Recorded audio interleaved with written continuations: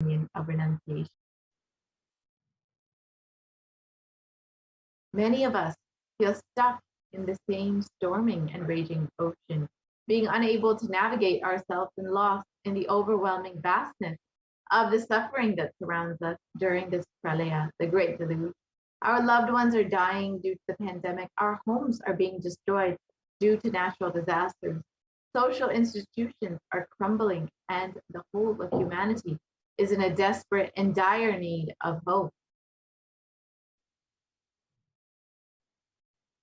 It's at this time the Supreme Pontiff of Hinduism, the incarnation of the cosmic superconsciousness, out of his love and compassion, having taken this spiritual responsibility for the superconscious breakthrough of the whole of humanity, is manifesting Devi Parashakti, the cosmic mother, and guiding and healing the whole world as literally the boat that sails us through this pralaya, the cosmic deluge.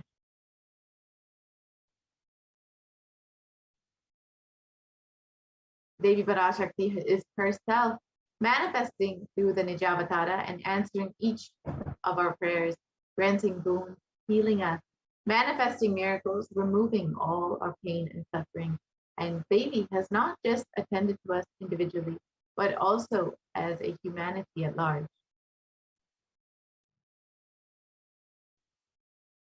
Devi has guided the whole of humanity in the form of various revelations of profound sacred secrets of Sanatana Hindu Dharma, and by showing us the future regarding global issues, COVID pandemic, natural disasters such as fires, floods, and more, and even the twisted human conspiracies and underground wars which have not surfaced.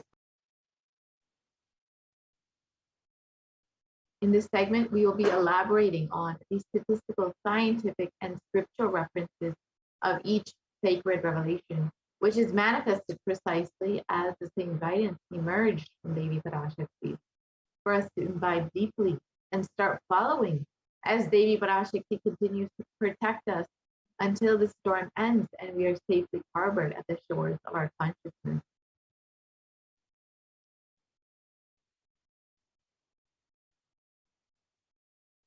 Let us see what Devi Parashakti has revealed as the 8 methods to protect ourselves from coronavirus. And Devi revealed this on the 30th of April, 2021. Let us watch that revelation now. Parashodasi Meenakshi, Parameshwari Meenakshi, Parashakti Meenakshi, இங்கு எழுந்து அருளினோம் எல்லோர்க்கும் ஞானமும் தன்மையும் தந்திட நன்மையெல்லாம் அளித்திட நாமே வந்தோம் இங்கு கைலாசத்தின் சுவாமினியாய் பரமசிவன் கிரகத்திருந்து நம் அனுக்கிரகத்தினால் நித்யானந்தன் விக்கிரகமாய் மலர்ந்தோம். உங்கள் எல்லோருக்கும் நல்லதை செய்திட நன்மையை சொல்லிட தர்மார்த்த காம மோக்ஷம் எனும் புருஷார்த்தங்கள் நாளும் பொங்கி மலர்ந்திட வந்தேன் இங்கு. மாந்தர்கள் கொடுந்தொற்று கொரோனா கண்டு அஞ்ச வேண்டாம். 8 வழியின் மூலமாகவும் எண்ணத்தில் தியானித்து என்னை பிரார்த்தித்தல் 1, சமூக வலைதளங்கள் மூலமாய் என்னை சரணடைதல் 2, எங்கெல்லாம் என் மகமாரி வடிவத்தில் நான் குடிகொண்டிருக்கின்றேனோ அங்கெல்லாம் பூமிதித்து என்னை நெஞ்சில் மஞ்சள் தடவி வேப்பம் சாரருந்தி தினந்தோறும் என்னை தியானிப்பது 4, நிர்விகல்ப நிலையிருந்து நித்யானந்தத்தை நிறைத்து உயிர்வது 5 சிவ சிவ சிவ எனும் பிரபஞ்ச பெரும் நாதத்தை அஜபா ஜபமாய் நிகழ்த்தல் 6 நிறைவான பூரண மனத்தோடு வாழைப்பழத்தோலும் வெங்காயமும் குதிகாலில் வைத்து பத்திட்டு நித்திரையில் அடங்குவது 7 பூரணமாய் பரிபூரணமாய் அருணாச்சல ஸ்மரணையில் நினைப்பும் மறப்பும் அருந்த உணர்வு ஸ்மரணையில் அகம் அகம் என ஸ்புரிக்கும் அருணாச்சல ஸ்மரணையில் ஆனந்த ஸ்புரணத்தில் இருப்பது 8 எனும் 8 முறையிலும் என எண்ணியோர் அத்துணை பேருக்கும் இல்லை கொரோனா கொடுந்தொற்றின் தாக்கமும் கொரோனா கொடுந்தொற்றின் பயமும் கொரோனா கொடுந்தொற்றின் மயக்கமும் வாழ்வீர்கள் வளத்தொடு நல் ஞானம் யோகத்தொடு நாமே நிம்மோடு நானே நீயாய் நீயே நானாய் நல்வாழ்வு வாழ்வீர்கள் 8 ஒன்று செய்தாலும் கொரோனா உங்களை எட்டவிடாது காப்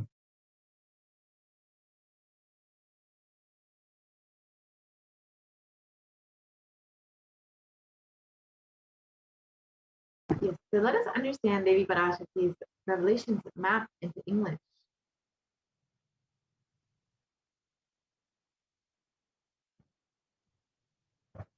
Oh, humans, don't be scared of the deadly infection corona. Through these 8 ways, by praying and meditating on me, surrendering to me through social media, wherever I am residing, worshiping me by doing fire walking, applying turmeric in the chest, drinking neem juice, and meditating on me every day, being in the unclutched state, filling with eternal, doing Ajaba Ajaba, the cosmic sound, Shiva, Shiva, Shiva, with complete mind, applying banana peel and onion in the field, and going to sleep, being in the state beyond any remembrance or forgetting in the Arunachala Purana, that blossoms as aham, aham, in the state of Ananda Purana. Everyone who thinks on me through these 8 ways, they will not have effects of corona. They don't have fear and delusion of corona. You will live with prosperity, with wisdom and fortune. Me with you, you as me as you. You will live good life. If you do one of these 8 ways, I will protect you. Corona will not reach you. Don't have fear, oh people. Be blissful. So let us look at these 8 methods and understand how each one has its benefits and what is the science behind each of these methods.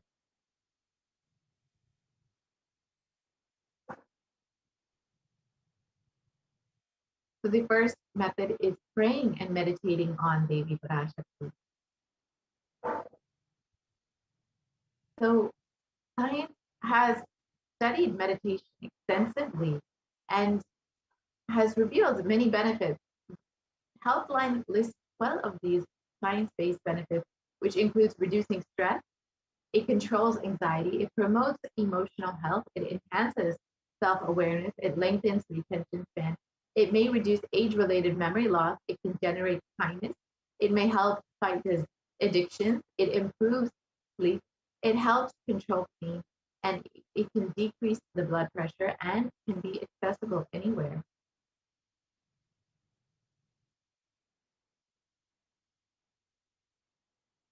And their Department of A study done by the US Department of Health and Human Services has found that meditation has a direct impact on our physical as well as our mental health.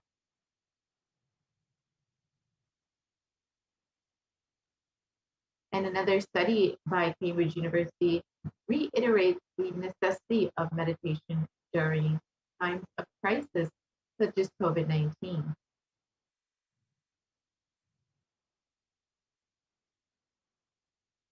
And a study published in Everyday Health has explained how prayer and spirituality protect the emotional health by offering a bigger sense of purpose, by providing social support, by lifting the spirit and helping you cope with difficulties.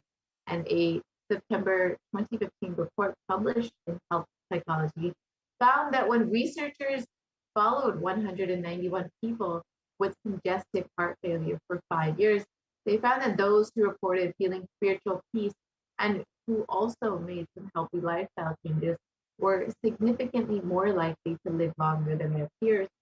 And people with major depressive disorder or chronic medical illnesses who report high levels of religiosity, which includes daily religious experiences, generally become more optimistic than their peers. And this was found in a study published in July 2015 in depression and anxiety. And the Supreme Pontiff of Hinduism himself has demonstrated directly the powerfulness of meditation and how it impacts our brains directly. So let us watch that video now.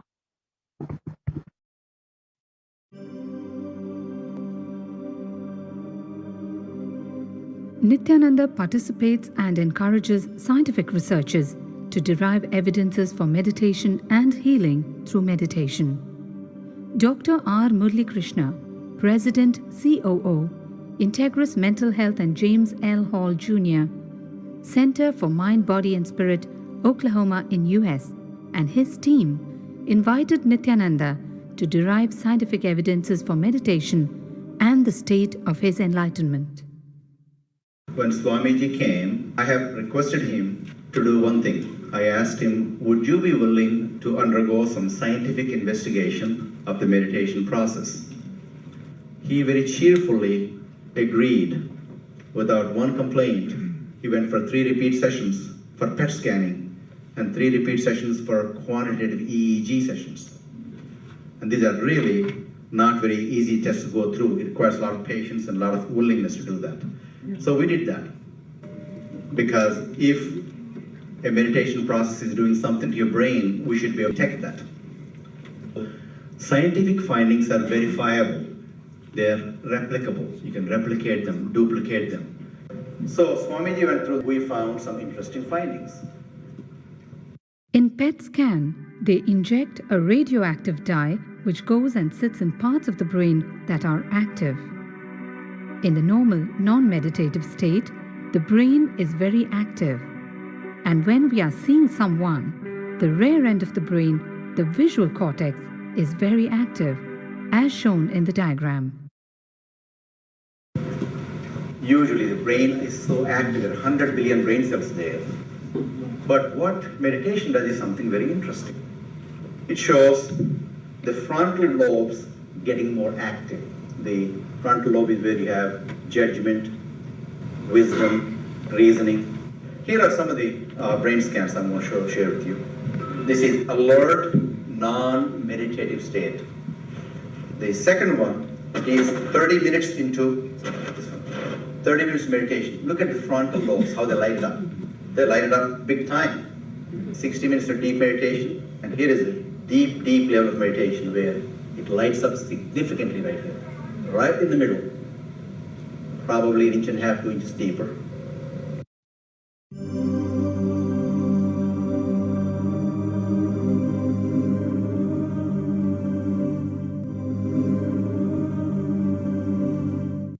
What's interesting was, Swami was inside, and that's the last part of that one. See that light right here? So what's interesting was, I've never seen that before in my life, so the other parts I've seen may not be to the extent that Swamiji showed. But this is something interesting. There is something called dopamine, which is a chemical our brain is involved in. Dopamine is produced mostly in this area.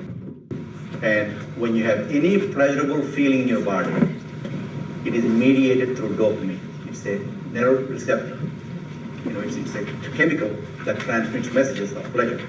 It basically evokes pleasure. If you eat, the same thing is with visual pleasures you have. Beautiful people, beautiful sceneries, nature, whatever gives you pleasure. It's mediated through dopamine. Everything that human being experiences involves dopamine. But what's interesting is that you and I have the potential to create our own dopamine in a big way. So I named it, for lack of a word in the past, the D spot, which is the dopamine spot. If you can discover your D spot, you got it made in life. The D really stands for divine spot. The D also stands for delight and the dopamine spot. What's also interesting is that he could at will go in and out of those states. Those are some of the findings I want to share with you. There's so much more talk about physiology of mind and brain and the body. It's a fascinating field that this is something that all human beings can relate to, can apply in our own lives. Not only a sophisticated knowledge, but these things have application in daily life for all of us. Nithyananda's system of free healing, known as Nithya Spiritual Healing, has been baffling the medical world, curing diseases from migraine to cancer. Qualified people are also initiated to become healers. The complete report of the research conducted on Nithyananda's neurological system can be found in the book Mystic Phenomena, Scientific Data.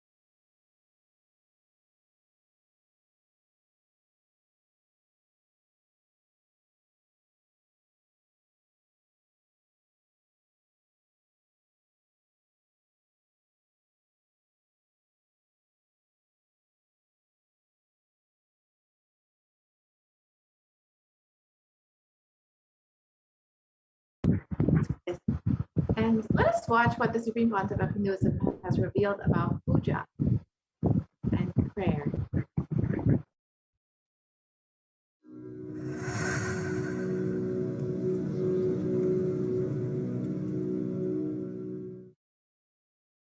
If you are not allowed to do yoga, made to believe early morning sleep is the best thing in your life, you are tortured, you are abused, your divine rights are violated.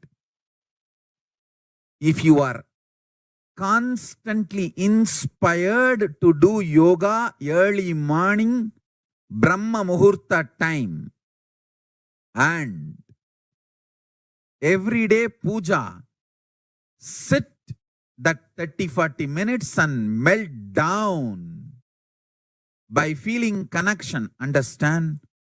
Nothing can be compared to prayer to bust your stress. I tell you, prayer is the best stress buster. Deep feeling connection and tears rolling in your eyes and melting down. Prayer to Paramashiva. intense yearning, Vyakulata, talking to Paramashiva, relating to Paramashiva. Nothing can be compared to that to bust your stress. I tell you, every day puja is an ultimate recharging experience. If you do every day puja,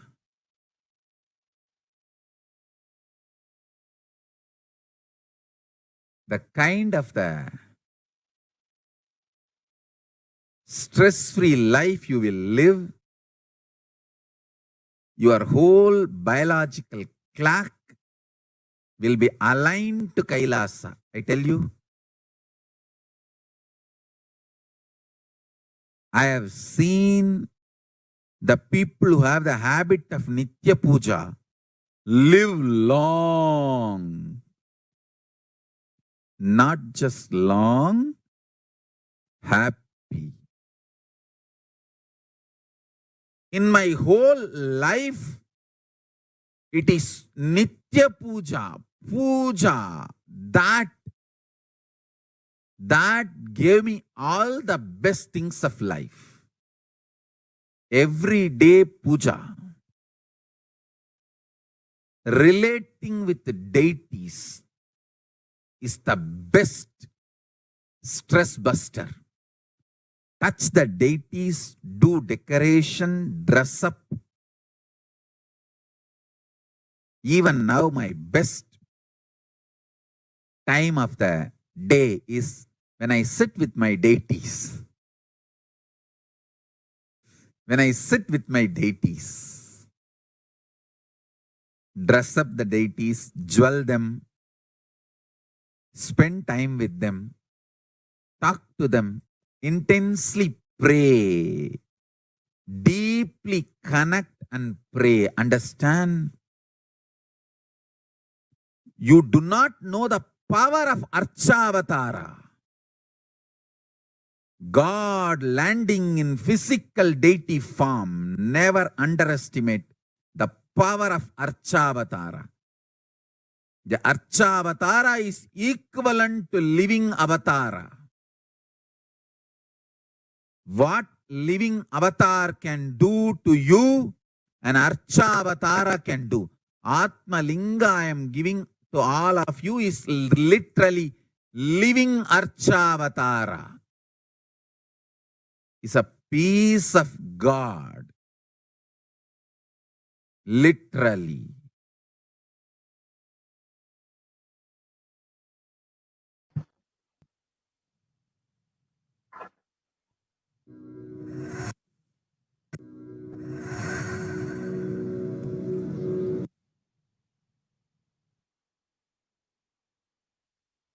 And the next method is by surrendering to Devi Parashakti through social media.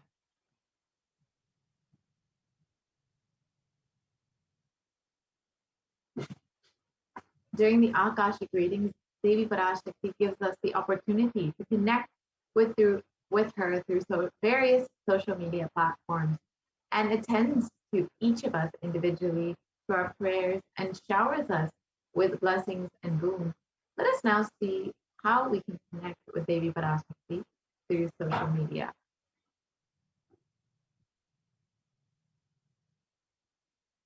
The first way is by becoming a member of the YouTube channel. So you can go to Kailasa's HDH Nithyananda YouTube channel, join to become a member. And once you become a member, you can ask your questions in the comments section during the live Parashakti Akashic reading. And Devi will directly see your question and attend to you.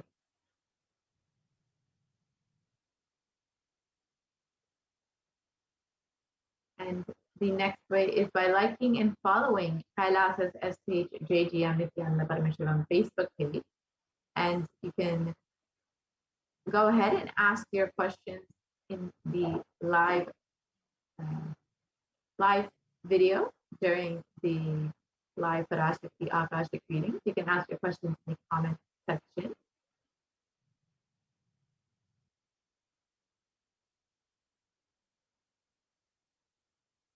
The next way is by following Sri Nithyananda on Twitter, and you can ask your questions in the reply section of the tweet with the hashtag Ask the Avatar.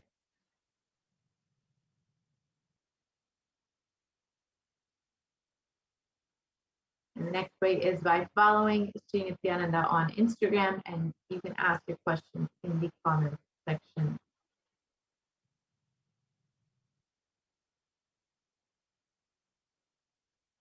And then lastly, you can ask your questions via WhatsApp by searching kailasa.org. And then you can ask your questions in the WhatsApp chat that pops up.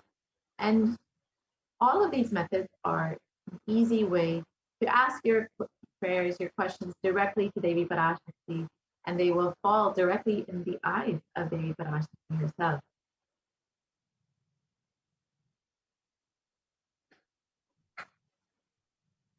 And the next method is by worshiping Devi Parashakti by doing the fire walking wherever she resides.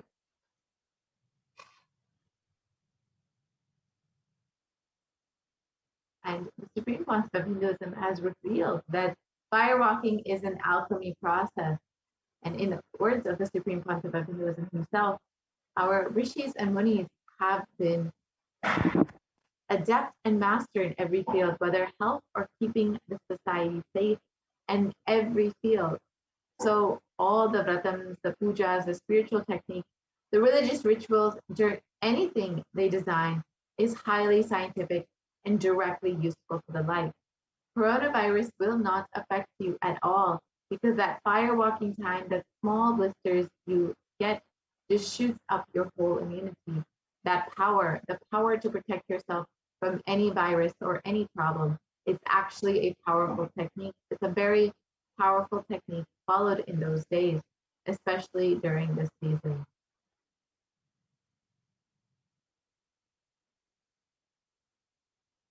Especially that is done very traditionally, systematically. If you had even small blisters, and even if you did not have any blisters, you are protected already from corona problems.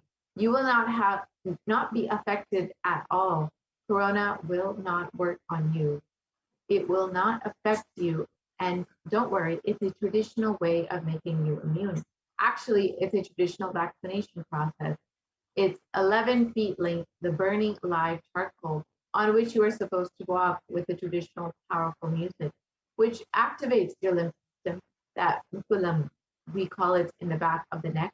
This music will feel like it is hitting the back of your neck, and your whole detox system will be awakened. In that peak altered state of consciousness, you should walk on fire.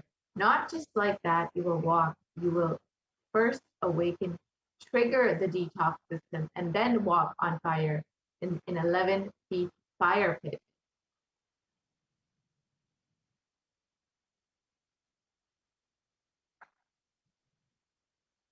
If you do one fire walking, you are absolutely protected from corona. Pray to Mahamariam and do the fire walking. That is all. It's like a traditional powerful vaccination. Pray to Parashakti, the Pache Patni Vratam. Do this traditional fire walking. You are coronavirus. No need to panic. Traditional vaccination, traditional, natural, organic, no bad side effects vaccination is the Hindu fire walking. Let us listen to the Supreme Concept of Hinduism himself revealing the benefits and the science of fire walking.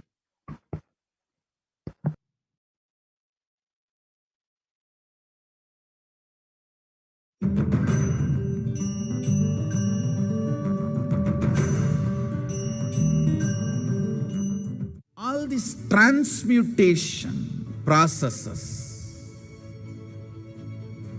means balancing the system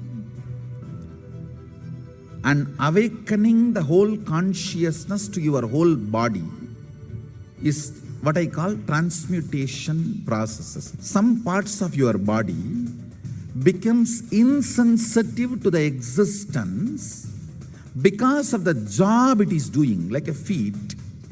Because of the continuous walking, it becomes insensitive. Your cheeks, how they are sensitive. They don't become, they lose sensitivity to the reality. But for the complete Kundalini awakening, your whole body needs to be alive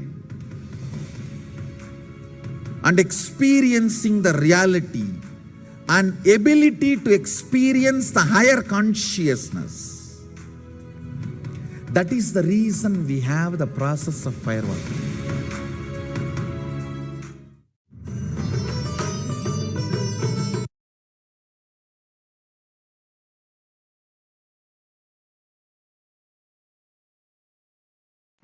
Now let us watch the Supreme Pontiff of Hinduism himself doing the fire walking in Tiruvannamalai.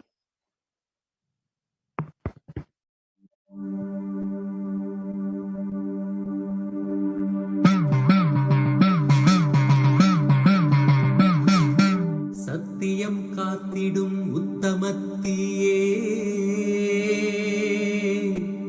சத்குருவாய் வந்த நித்திய தாயே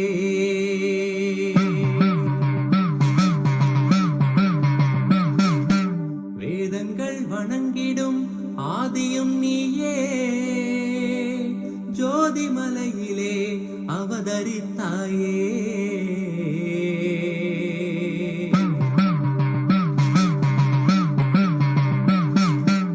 அவனியை பேணும் ஞானமும் நீயே அக்னி வடிவிலே அருள் புரிந்தாயே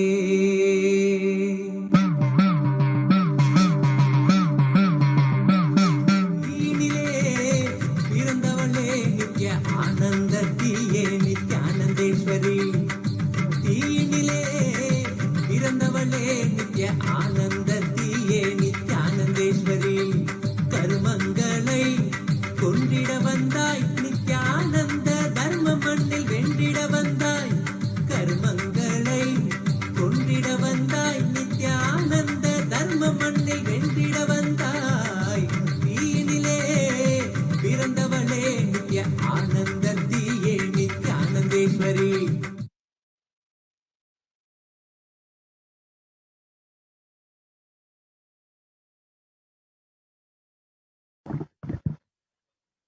And a study conducted by the U.S. National Study of Medicine, the National Institute of Health, has studied the various effects and benefits of firewalking.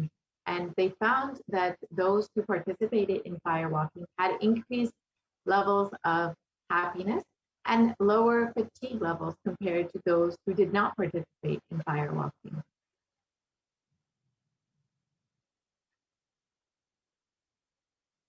The next method is by applying turmeric on the chest, drinking neem juice, and meditating on Devi Parashakti every day.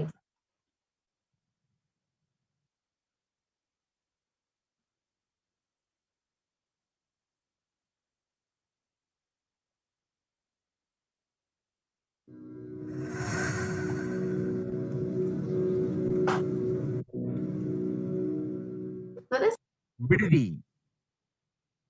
It is not, I'm not talking.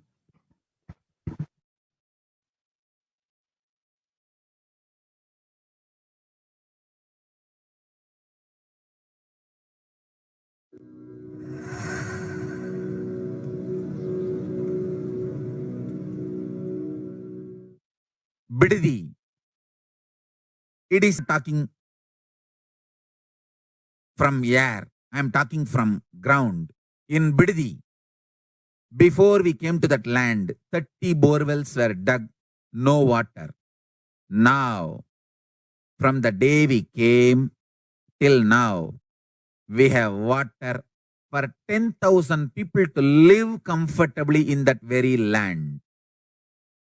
It's only pouring,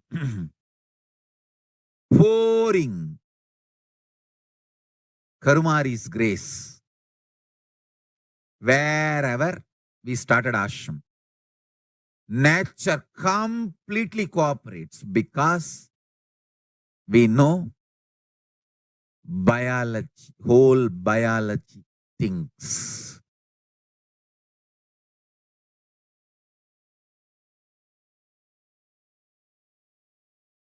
If you are having bitter relationships in your life, just start drinking bitter neem juice every morning. The problem will be solved.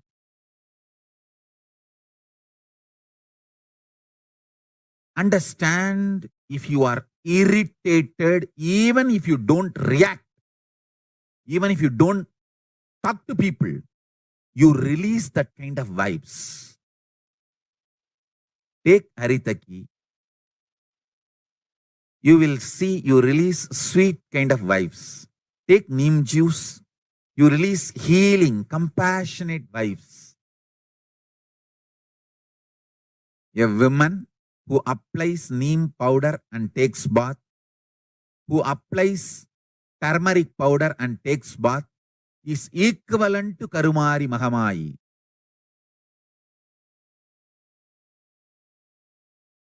That neem paste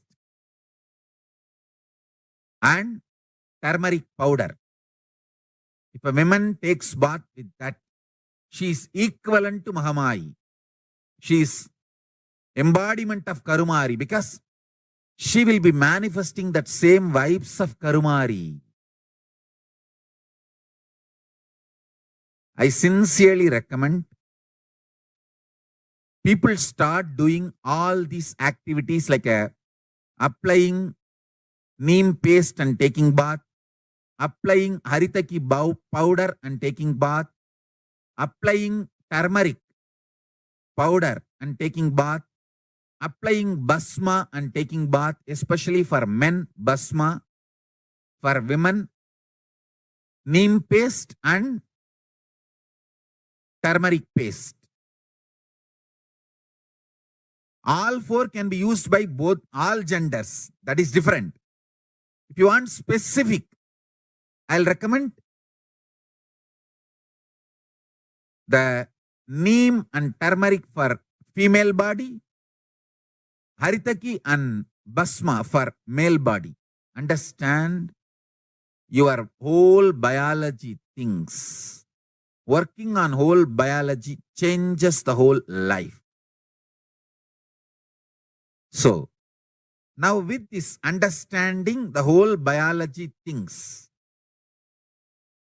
think Mahavagya. This is Ajapa Ajapa. Think Mahavagya. With the understanding your whole biology thinks.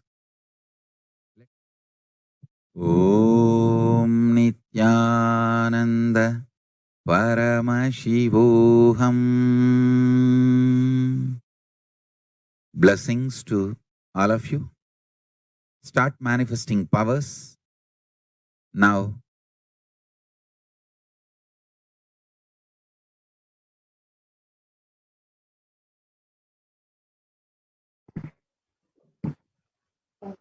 There's been extensive research that has been done on turmeric, and the National Center for Biotechnology Information in the US has studied the various health benefits of turmeric, and they found that traditionally turmeric is known for its anti-inflammatory effect, and curcumin, the active agent in turmeric, has been in the last 2 decades to be a potent immunomodulator agent that can modulate the activation of T cells, B cells, macrophages, neutrophils, natural killer cells, and dendritic cells.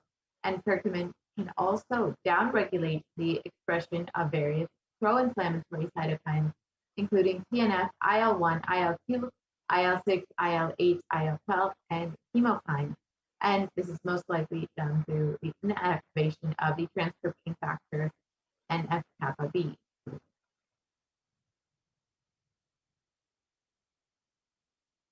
And this research shows that turmeric can modulate the activation of various immune cells, and as well as enhance the body's antibody response. And with a strengthened immune system, you will be able to stay healthy and be able to maintain an active lifestyle.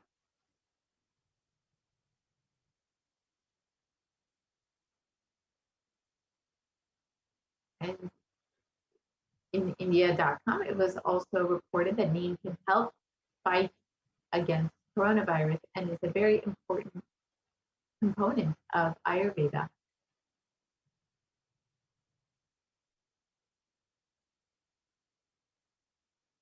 And a study published by KGMU has found that turmeric, and neem are effective against coronavirus.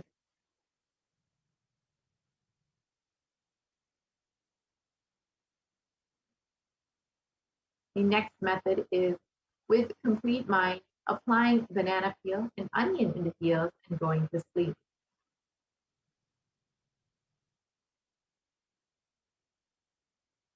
And this is how you can apply onion in the heels and banana, and then you can cover it with a sock and then go to sleep.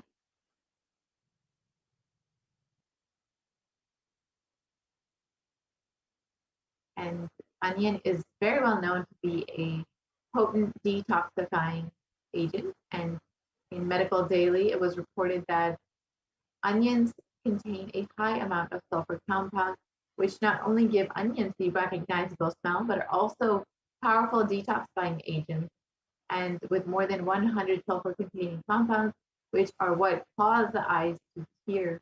Onions can help prevent and treat ailments from diabetes to heart disease. This is why in Ayurveda, it's very well known as a medicine that is very potent. And it was also reported in the Journal of Phototherapy on the detoxifying effects of onion. The downstream products are a complex mixture of sulfur-based compounds, and these compounds from onions have been reported to have a range of health benefits, which include anti-carcinogenic properties, anti-platelet activity, anti-thrombotic activity, anti-asthmatic, and antibiotic effects.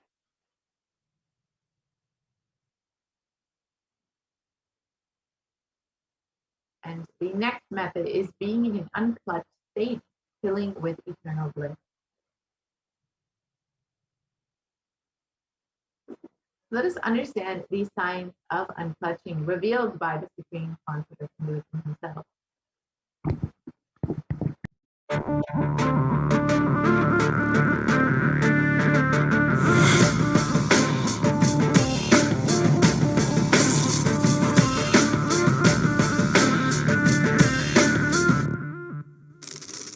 The brain is the organ which controls our whole physical being. Once our brain has been imbalanced, it will then transmit that imbalance throughout the whole body. Thought forms are pure energy that have the ability to influence people and everyday events in life. According to science, our brains generate an electromagnetic field which may be measured by such instruments as an encephalograph. This electromagnetic field is generated by the brain every time we think, and as our mind is never still, we may be compared to perpetual power generators. Fear produces nervous disorders. Anger produces headaches and violence. Confused thoughts produce congestion and ill health. Depression causes cancer, tumors, mental diseases, and lowering of the immune system, causing death through own. Our thoughts generate intricate energy patterns which can be detected by sensitive equipment and seen by clairvoyant individuals. These energy patterns are known as thought forms. Surprisingly, thought forms are shaped by the thoughts themselves. Each of us creates hundreds of thought forms every hour and release them into the environment. Although we cannot see them, the thought forms have as real an existence as any other form of energy. Most people can sense others' thought forms, and a continuous energetic exchange happens between people, about which we are usually unaware.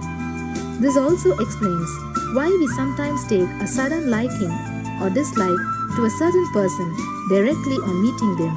We just catch their vibes. Unclutching is a guide for equanimity and enlightenment.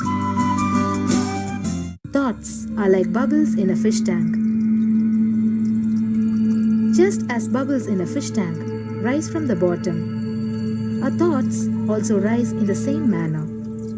When one bubble comes and reaches the surface of the water, the next bubble starts and the third bubble starts. Because the bubbles are rising at high speed, they look like a continuous stream. But our mind is not a continuous stream. There is always a gap between two thoughts. Like the bubbles, we also experience a neutral space between two thoughts.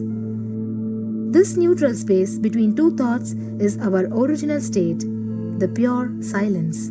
It is a state of pure consciousness, the state of God. Since the gap or the neutral space between two thoughts is too small, we think all thoughts are connected and form a shaft. But there is always a gap between two thoughts. In the forest of northern India,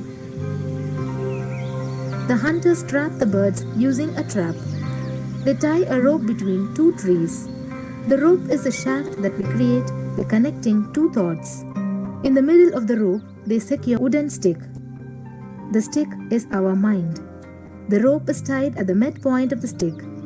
When a bird comes and sits on the stick, the bird's own weight turns the whole stick upside down. It turns topsy-turvy. The moment it turns upside down and loses its sense of balance, it feels totally shaken and tightens its grip on the stick. It simply holds onto the stick as if its life depends on it. Similarly, we connect thoughts and form a shaft out of it and live in the fear that if we drop our mind, we might be lost. We might lose our identity.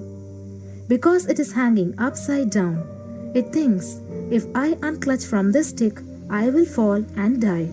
Is similar to the fear that if we start trusting that we are unconnected, unclutched, independent and illogical thoughts, we might be lost. If the bird lets go and relaxes, it may flutter to balance for a moment or two. When it leaves the stick, maybe for a few seconds, it will fall, but then it will adjust itself and start flying.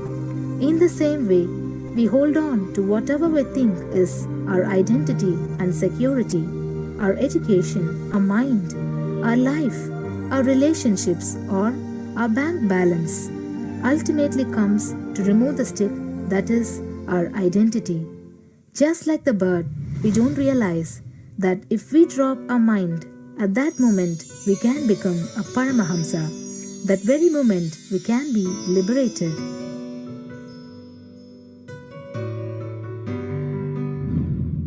In Mundaka Upanishad, there is a story which explains, there is a huge tall tree, and in the tallest branch of the tree, there is a golden bird sitting unclutched from everything in bliss, like Dakshinamurti. In the lower level branch, there is a small bird which jumps from here and there to various branches eating fruits. When it eats a bitter fruit, it feels bad. Whenever she eats the bitter fruit, she sees the bird which is looking above, silently, like Dakshinamurti, and feels, why I should not be like that bird. But unfortunately, when the same bird, when it eats tasty fruit, it forgets the bird sitting above it. In the same way, she keeps battling between branches, eating bitter again and again. One day, as a small bird flies up higher, and as it reaches near the golden bird, it realized that he and she are the same. There is no difference between them both and realizes her original state. The small bird realizes that she also can be in the same state of the golden bird and become a Paramahamsa. This moment, trust yourself. Don't bother about losing your identity. Just trust yourself and let go of your identity. You will immediately become a Paramahamsa and be liberated. All you need to do is to trust that you're unclutched. Dropping the conclusions you can't be transformed is unclutching.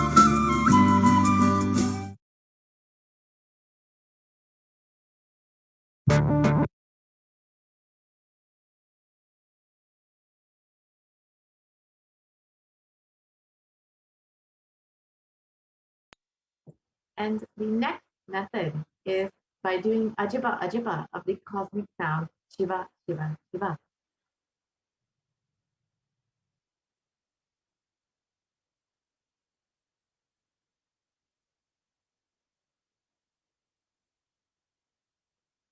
And a study conducted by the US National Library of Medicine on the benefits of chanting has found that doing Ajba Ajba chanting has a direct and positive benefit for the physical health as well as the mental well-being. And the study correlates the chanting of Ajba Ajba to the vagus nerve stimulation used as a treatment for depression and epilepsy.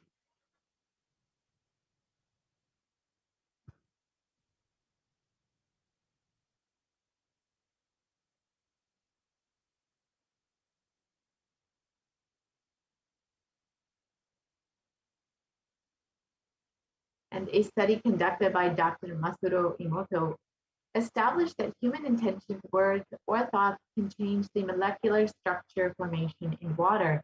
And this interesting research clearly depicts how when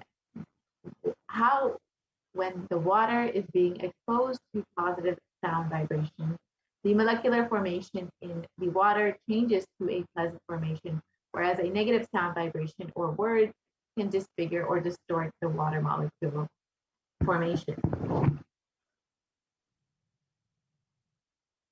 So here you can see the various sounds that were spoken to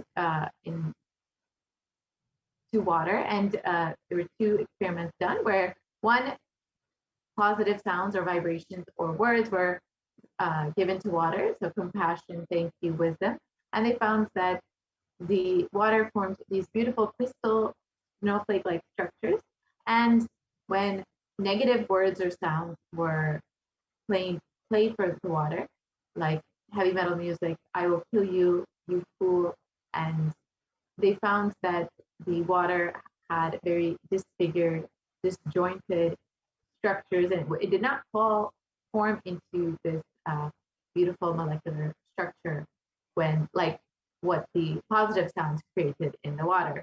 And this research shows that the impact of few words on one glass of water, but imagine what happens inside your body, which is composed of up to 60% water when you chant the Ajba Ajba, the chanting of the powerful sacred mantra.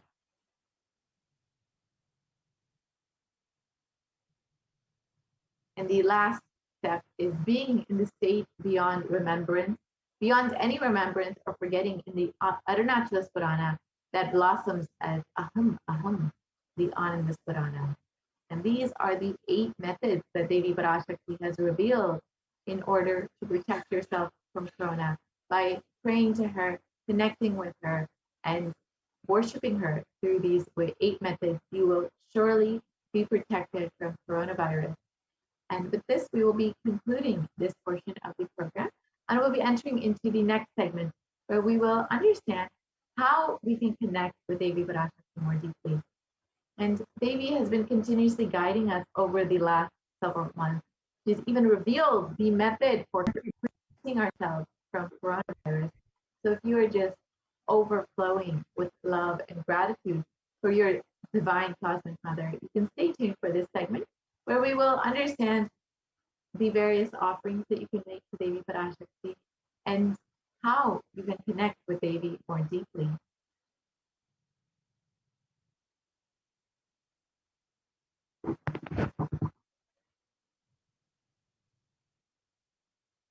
So Devi Parashakti is the complete manifestation of both the masculine and feminine consciousness, and both consciousness have to be expressed equally by every human being to be enlightened. Until enlightenment, only the masculine dimension expresses more than that of the feminine dimension, irrespective of whether you are in a male or female physical body. And every human being has to complete with these 5 dimensions to achieve enlightenment. The first is the Pitrus, or the ancestors. The second is the Kula Devatas, the family deities. The third are the parents who we inherit our DNA from. And the fourth is nature. And fifth is ultimately bestow enlightenment upon you.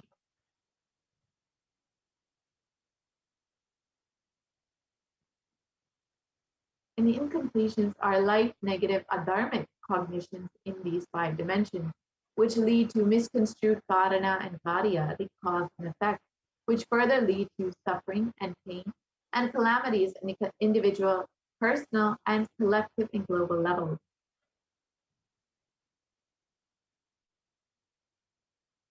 Being sensitive is being aware and in gratitude to life for everything that we have, from the air that we breathe, to the place that we sit, to the energy that we feel that we exist, to the energy to celebrate our existence.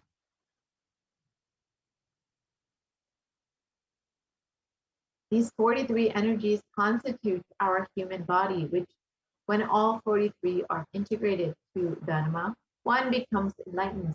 Dharma is the cosmic motherly from the level of the Panchabhutas, and this is the core principle of the cosmos.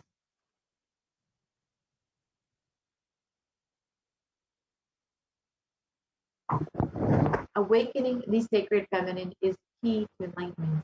When awakened, man expresses the sacred feminine consciousness. He becomes a great revered leader, and when awakened, a woman expresses the sacred feminine consciousness. She becomes Devi, the cosmic mother expressing all the powers.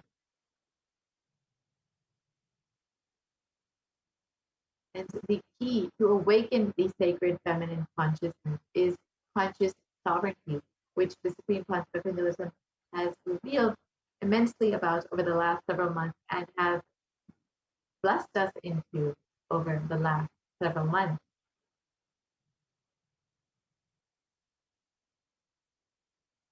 And out of millions of paths, the easiest, sweetest, and most beautiful path to enlightenment is connecting with the cosmos as mother, as Devi Parashakti, the cosmic feminine consciousness.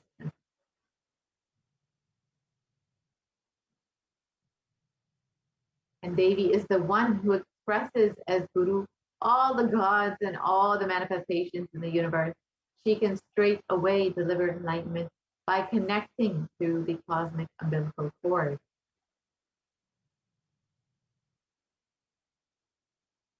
And an offering is not done to benefit the divine, but to close our gap with the divine consciousness. And when we achieve completion with the divine mother, her infinite powers with her sweet grace starts nourishing all our dimensions through the cosmic umbilical cord.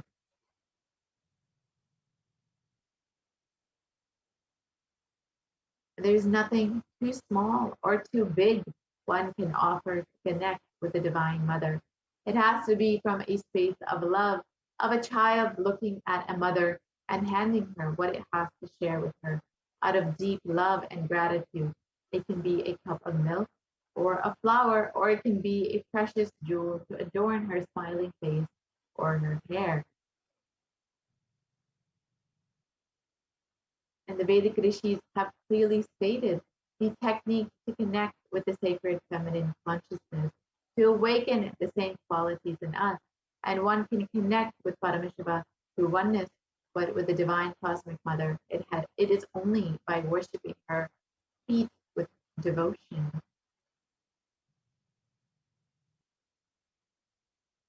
And mother worship is the most non-violent, most peace-centered, most healing, soothing, and sweetest path to enlightenment among all traditions on planet Earth. Worshipping includes contemplating, meditating through sacred offerings of mantras and oblations at her feet.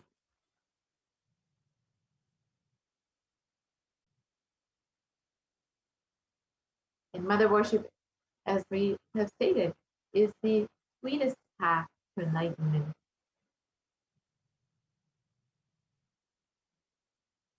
So why worship the mother? Why the divine feminine? Because she is the ultimate, and she can make you experience the ultimate.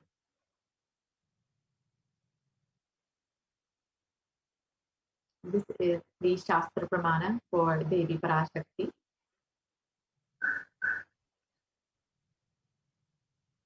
And it translates, I walk as the 11 Rudras, I walk as the Vasus, I walk as Vishnu and other Adityas and all the divine forms of Vishwadevas, assuming the form of the inner self of all gods. I hold aloft Mitra and Varuna, even as Indra and Agni, I do, and the Ashwini twins too. This is from the Rig Veda.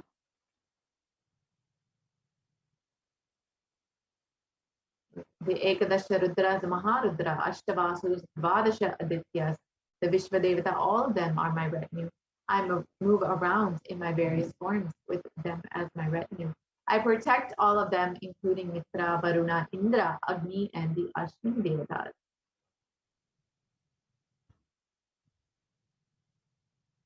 Devi declares herself as the inner self of all the gods, the divine energies. She is all pervading and all permeating, and we are the most blessed beings on planet Earth to be able to relate with Devi Bhakti as our very own Guru, manifesting through the Supreme Concept of Hinduism himself, to bestow all the divine energies upon us and to guide us through this crisis. So let us understand how we can connect with Devi Parashakti more deeply and offer our love and gratitude to Devi.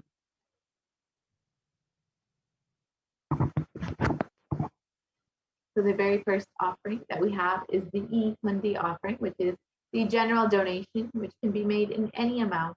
And this is like in any temple that you visit, you may offer a few dollars or how much ever you would like in the Hundi. And you can do the same online through the E-Hundi offering that Kailasa has made available for each and every one of you. And you can just do this with your love and your devotion, just to say thank you, the divine, for happening in your life.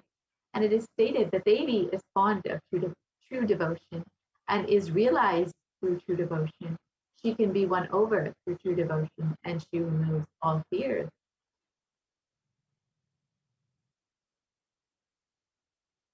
And if there is any fear in the minds of the devotees, Devi is sure to remove that fear. It is stated that Devi likes to be worshipped in autumn, and this is not the autumn, the season, but rather the autumn of our lives, when our thoughts turn more and more inwards and the role of the divine becomes much more known and understood clearly. The need for Devi worship becomes much stronger, and Devi is described as the one who bestows happiness on all her devotees. So you can offer your gratitude and devotion to Devi Parashakti by offering your kanika, and your name shall be chanted during the puja to Devi Parashakti.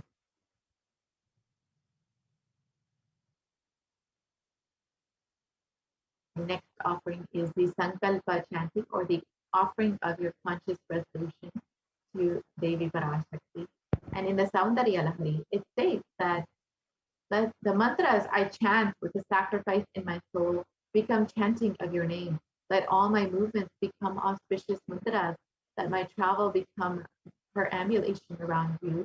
Let the act of eating and drinking become fire. Let become fire offerings, oblations, and homas and yajnas to you.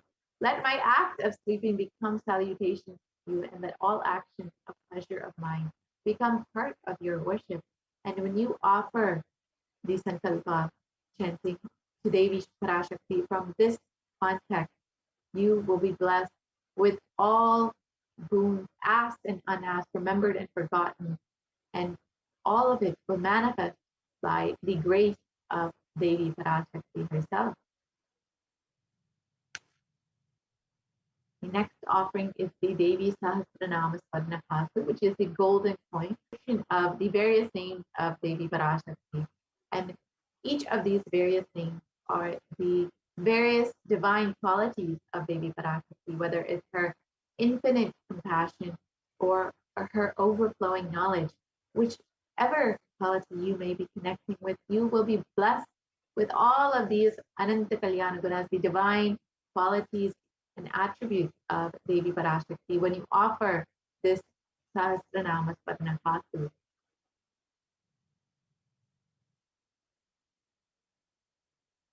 The next offering is the Mukta Anguti, the finger ring with a pearl. And Devi Meenakshi is very well known to be adorned in pearls. And the pearl represents the compassion of Devi. And when you offer this Mukta Swarnika Anguti, you will be blessed with Devi Parashakti's compassion and protection from all dangers and fears in your life.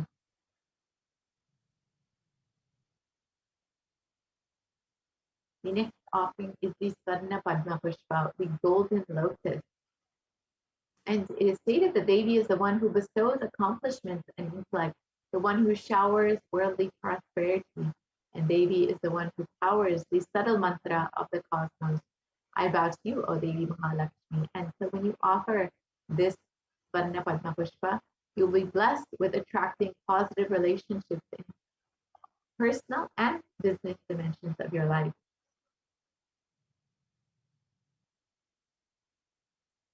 The next offering is the Swarna Mekhi, the golden ring that you can offer to the divine lotus feet of Devi Parashakti. And in the Saundarya Lahari, it states that Lord Brahma, the creator of your, selects a dust from your feet and creates this world. The great Adishesha, with his thousands of heads, somehow carries a dust from your feet with great effort.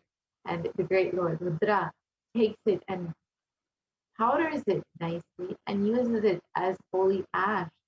You can see the greatness of Devi Parashakti's feet, which one dust from him is enough for Lord Brahma to create the entire world.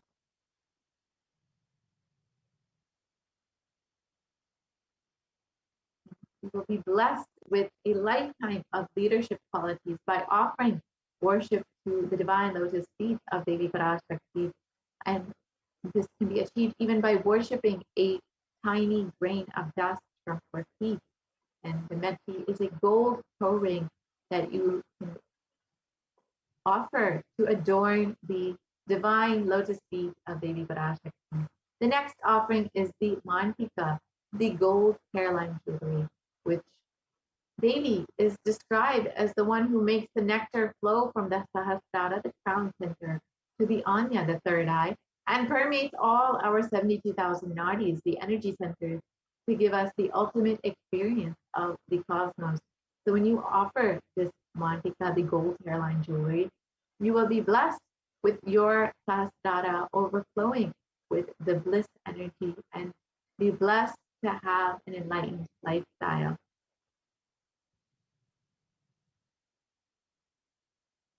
The next offering is the Pratiksha Pada Puja, which is the most favorite offering of all the devotees and disciples of the Supreme Consciousness.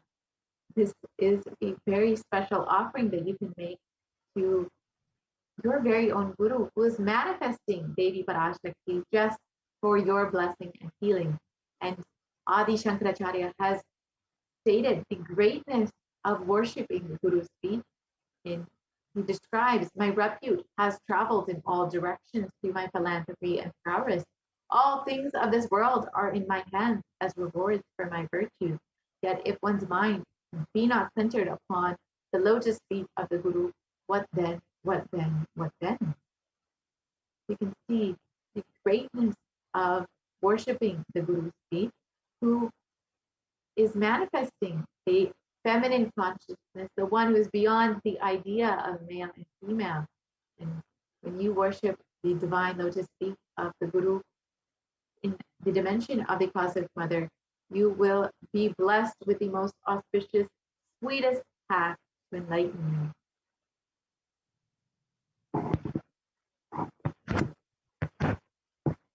And the next offering is the Vastra Seva, which is the offering of clothes to Guru, the dimension of the Cosmic Mother. And this is done during the Pratiksha Pada Puja.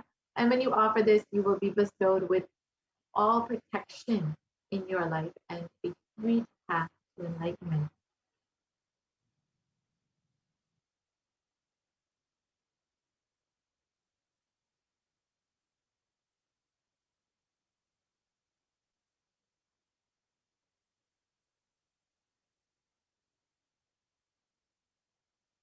And here is the list of all the various offerings. The first is the E-Hundi offering, the general donation. The Sankalpa chanting, the offering of a conscious resolution. The next is the Devi Sahasranama Sparnakasu, the gold coin with the inscription of Devi's various names.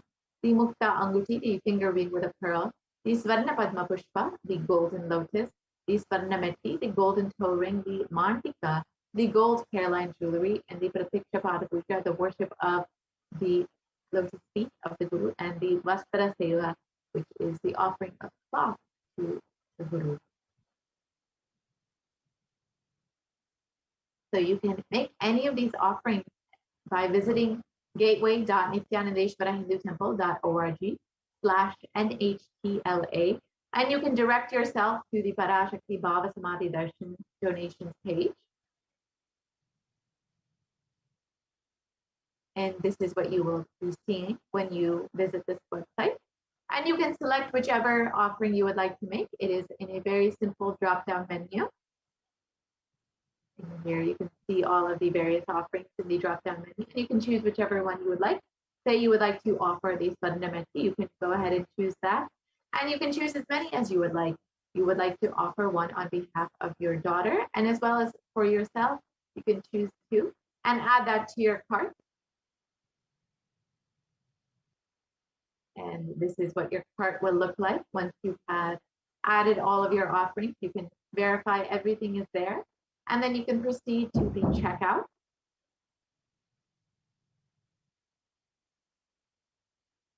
And then once you proceed to checkout, you can fill out all of your billing details like you would for any other online payment. It's a very simple process. And you can fill out your order details. And once this is done, you can go ahead and place your order and offer your seva to Devi Parashakti. After that, you can also go ahead and become a member of Kailasa's HDH Nithyananda page. This is also a very simple process. You can just go to YouTube and visit Kailasa's HDH Nithyananda page, and you can click the join button. And once you have clicked that, you will be directed to this window where you can choose which level of e-Kailashian or member you would like to be, and you can choose between the bronze, silver, gold, platinum, and premium levels. And each of these offer various benefits, various exclusive content that you will have access to. And it's a very simple process to make this payment. You can do it through your credit card or debit card or through PayPal, and this can be done directly through YouTube. When you're done, you will be a member of Kailasa's HDH Nithyananda page, and you will be able to ask any of your questions live during the Devi Parashakti Akashic readings in the comment section in YouTube, in the YouTube video.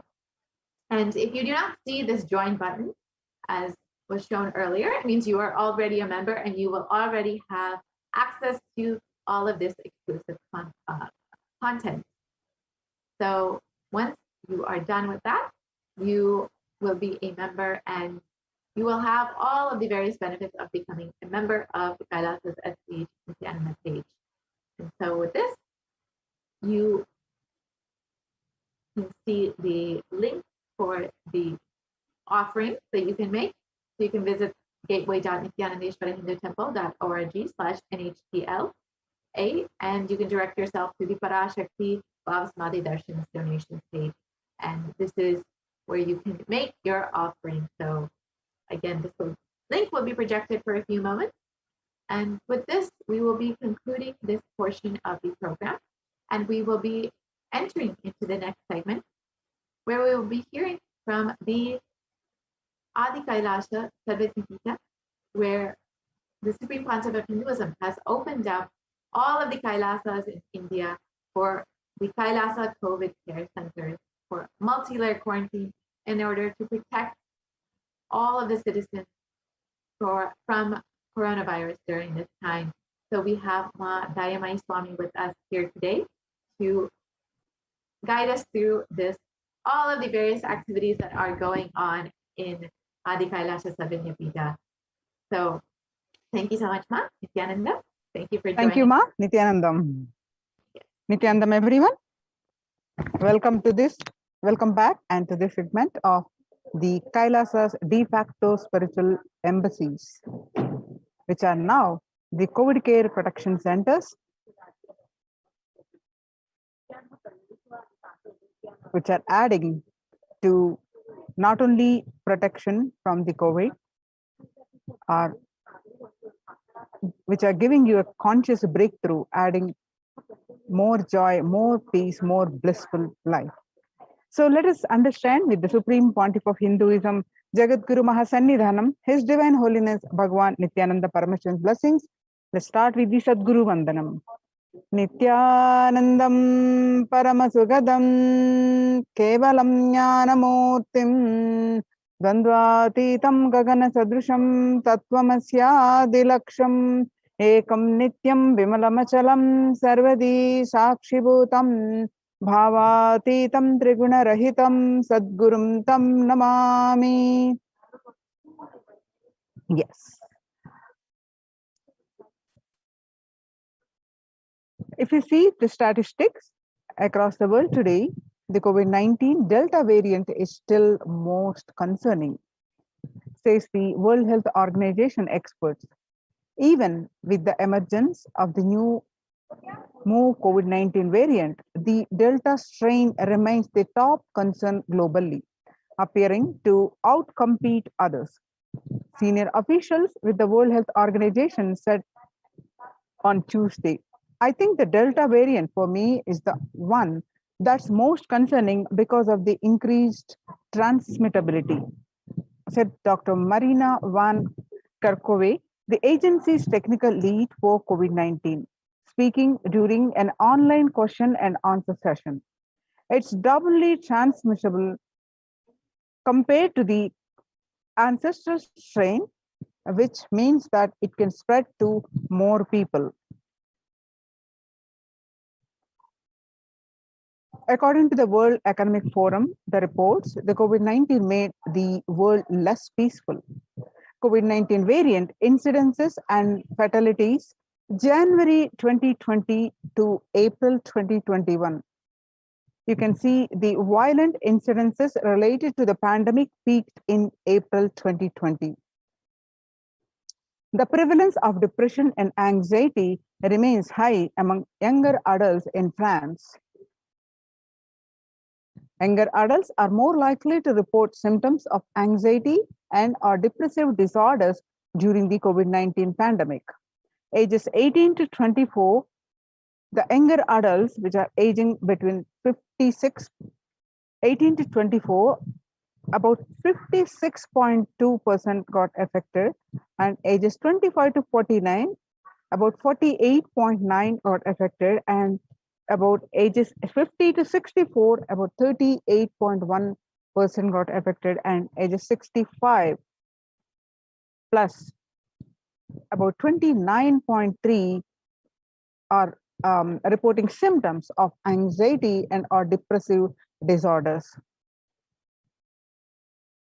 And what it was from January to June, a 6-month period, the average share of adults reporting symptoms of anxiety disorder and or depressive disorder, the 6 months in the year of 2019 was 11%. Just 1 month in January 2021, it spiked up to 41%. And the set of result which shows the younger adults are more affected the anxiety and depressive disorder during the pandemic.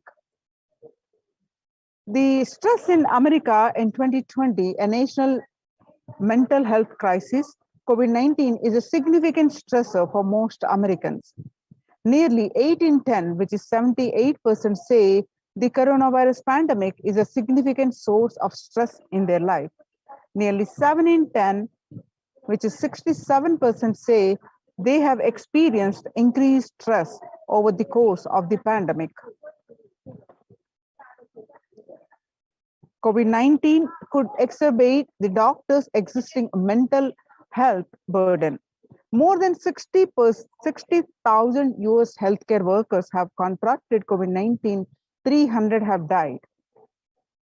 Of the healthcare workers who treated patients during China's COVID-19 outbreak, 50% showed signs of depression and 40% showed signs of anxiety. The self-reported mental health among pregnant women, new mothers, Before COVID-19 pandemic, depression was 15%. Now, during the pandemic, the depressive rate increased to 40.7%.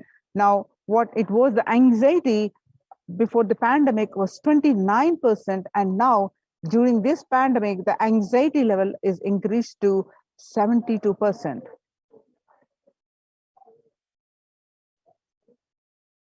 Living under stay-at-home orders, 8 in 10 students are struggling with focus on school or work and avoiding distractions. Students are interacting most with parents during COVID-19 physical distancing, and parents can support students simply spending time with them, ranked much higher than talking about COVID-19 news. For college students, mental wellness, virtual face-to-face time. For high school students, digital social gatherings. 55% of all students do not know where to go for help for their mental health. Understanding the pandemic's impact on working women. The nearly 82% of women surveyed said their lives have been negatively disrupted by the pandemic. The global economic outlook during the COVID-19 pandemic, a changed world. The pandemic is expected to plunge most countries into recession in 2020, with per capita income contracting in the largest fraction of countries globally since 1870. The COVID-19 recession has seen the fastest, steepest downgradable in consensus growth projections among all global recessions since 1990.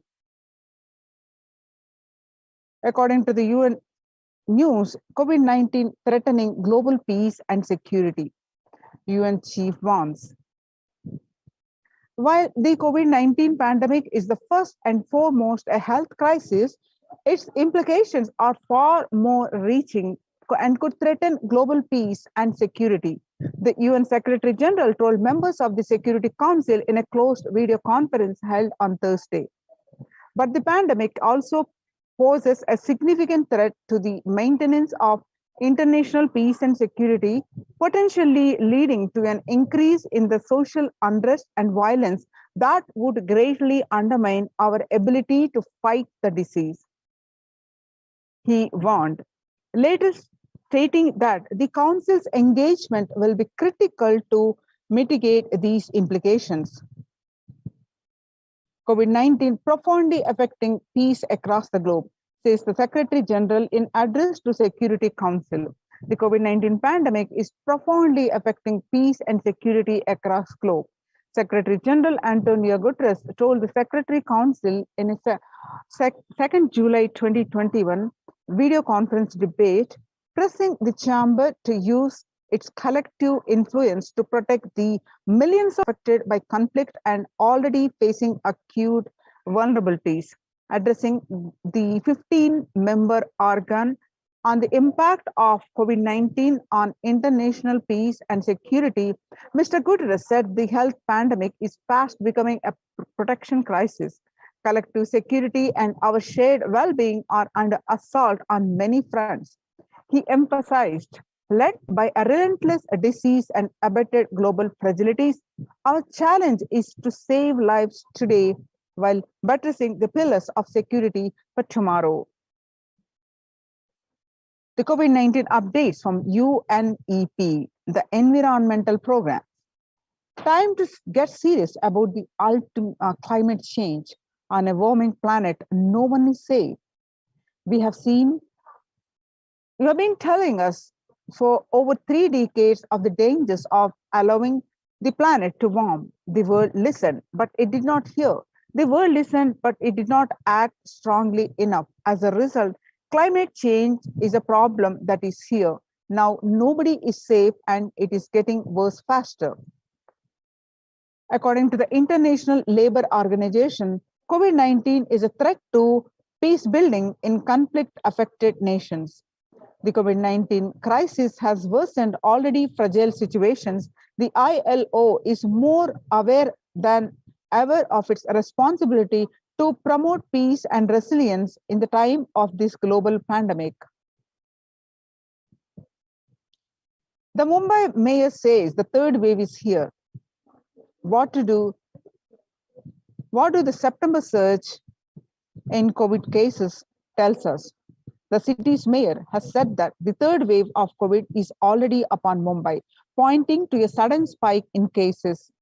The third wave of COVID-19 is not coming, it is here, said Kishori Padnekar, adding that an announcement regarding the matter had already been made in Nagpur. Speaking of the coming festive season in Maharashtra, the mayor urged people to remain in their homes. Mandals have been asked to allow only 10 people and have them work in shifts, she said.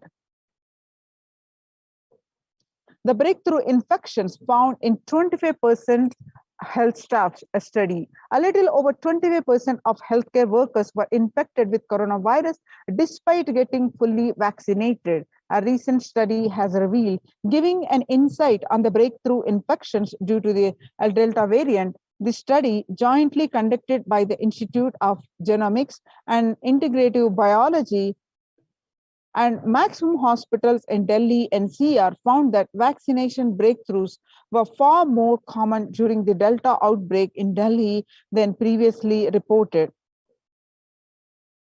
The new COVID-19 variant, Mu, shows signs of vaccine resistance. All you need to know. A new coronavirus strain known as Mu, which was first identified in Colombia in January, has been designated a variant of interest by the World Health Organization. After being detected in Colombia, Mu, known scientifically as B.1.621, has since been reported in other South American countries and in Europe. The Mu variant has a constellation of mutations that indicate potential properties of immune escape, the General Health Body said Tuesday in its weekly pandemic bulletin. The new strain of COVID-19 detected in 6 countries, Power Breakfast, CNBC TV 18. The ongoing coronavirus pandemic is not over yet, and the new highly mutated COVID C.1.2 strain discovered in South Africa is a testimony to how dangerously the virus can adapt to bypass vaccines when the world decides to reopen prematurely. The C.1.2 variant has been termed the world's most mutated variant since the beginning of the pandemic. The new COVID variant C.1.2 causes flutter. The World Health Organization says it's watching. The WHO has said that there are 100 sequences of C.1.2 reported globally, from the easiest reports from May 21 from South Africa, and currently it does not appear to be increasing in circulation. The new variant was first found in South Africa in May. Researchers from South Africa have described the C.1.2 variant, which has 40 to 59 mutations more than the original Wuhan virus. The speed of evolution for this variant is 1.8 faster than the average. So join the COVID Care Protection Centers and register now through the link below, https://kailasa.org/Kailasa Making peace with nature is possible if we start now. Making peace with nature is possible if we start now. Even amid a pandemic, 2021 can go down as the year we made peace with nature and set the planet to healing. Our environmental, societal, and economic challenges are interlinked. They must be tackled together. For example, we cannot achieve sustainable developmental goals, including ending poverty, by 2030 if climate change and ecosystem collapse are undermining food and water supplies in the world's poorest countries. We have no choice but to transform our economies and societies by valuing nature and putting its health at the heart of all our decisions. Now let's watch a video clip on this. Making peace with the nature.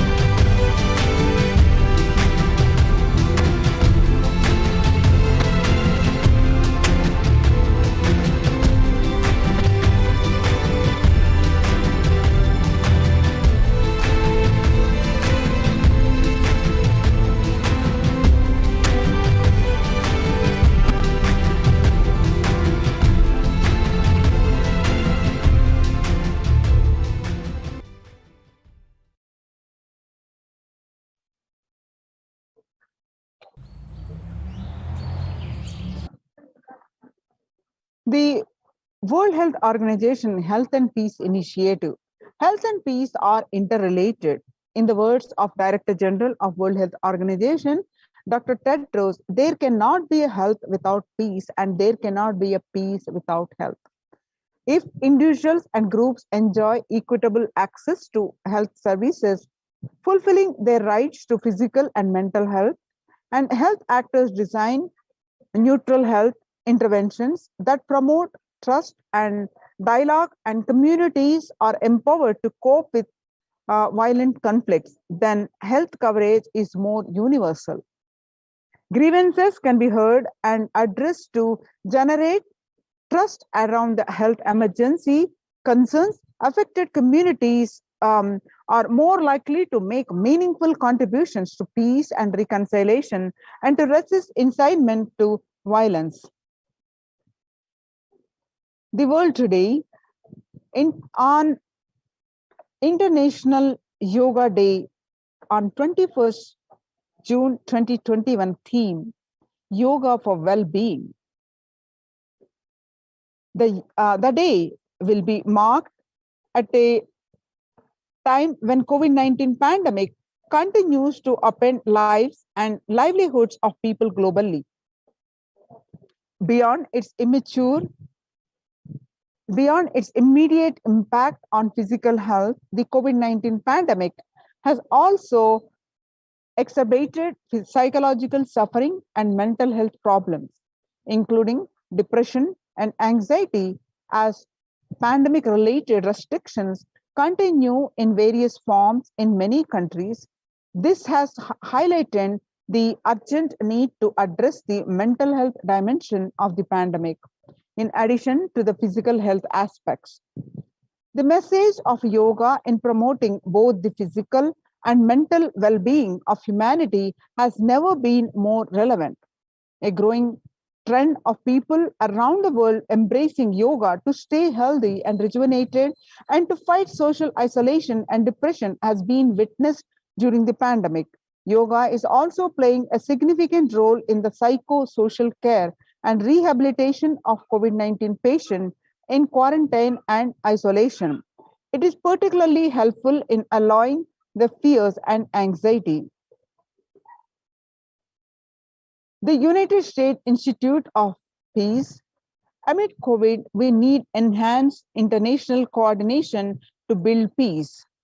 The tackling the pandemic and building resilience in fragile states requires concerted international action at local, national, and global levels. As the humanitarian and economic toll of the COVID-19 pandemic continues to grow, so does the risk that this crisis will fuel new conflict around the world while stemming prospects for resolving ongoing ones.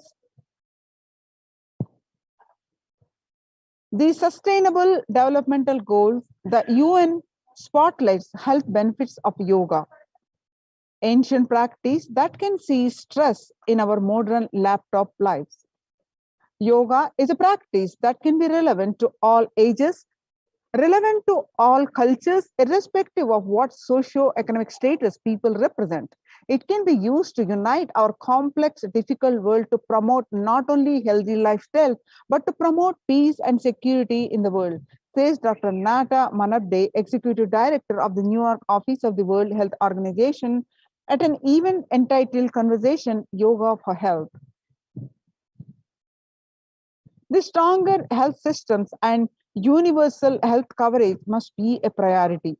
For the first time since 1945, the entire world is confronted by a common threat, regardless of nationality, ethnicity, or faith. A new social contract between people, governments, and private sector, civil society, and more can tackle the roots of inequality with fair taxation on income and wealth, universal benefits, and opportunities for all. Food systems hold key to ending world hunger. Effects of the COVID-19 pandemic on UN has noted a dramatic increase in world hunger. According to the State of the Food Security and Nutrition in the World, 1/10 of global population and as many as 811 million people were undernourished in 2020, an increase of 118 million from 2019. According to the EAT, the Lancet Commission, moving towards diets with a diversity of foods, low amounts of animal source foods, unsaturated rather than saturated fats, the limited amounts of refined grains, highly processed foods, and added sugars could prevent between 19 to 24% of all adult deaths each year. International peace and security. Our contemporary world is showing no signs of decline in the intensity of violent conflicts, crime, displacement, and prevalence of a continued state of tension in many regions of the world. Adding to a UN report in the year 2019 alone, about 55% of 358 political conflicts worldwide involve the use of violence. Geopolitical tensions, which have been on the rise even before the COVID-19 pandemic, have only prolonged violent conflict, making it difficult for policymakers to come together and resolve their differences peacefully and amicably. The last decade witnessed the highest number of people internally displaced by conflict and violence. The international peace and security, the Vedic tradition beautifully describes Yastu sarvani bhutani atmani ivanu pashyati sarva bhuteshu chatmanam tatona vijugupshate. Isha Upanishad, verse 6. The inner peace leads to world peace. Now, let us see the contributions of the Supreme Pontiff of Hinduism to the world peace.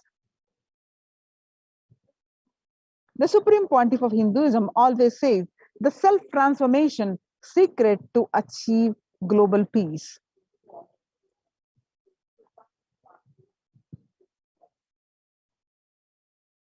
Social answer means I'll tell, oh, you should all work for global peace.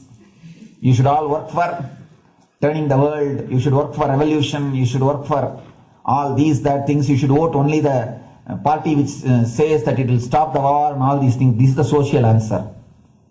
Nonsense.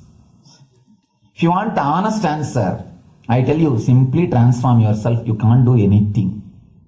If at all you can do, you would have done it. Be honest. If you can do, you would have done it. You are raising this question because you are not able to do. Am I right?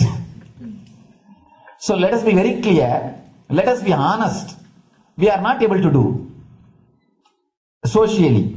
That's the truth. That's the reason you are sitting here and raising the question. I tell you, understand few important things.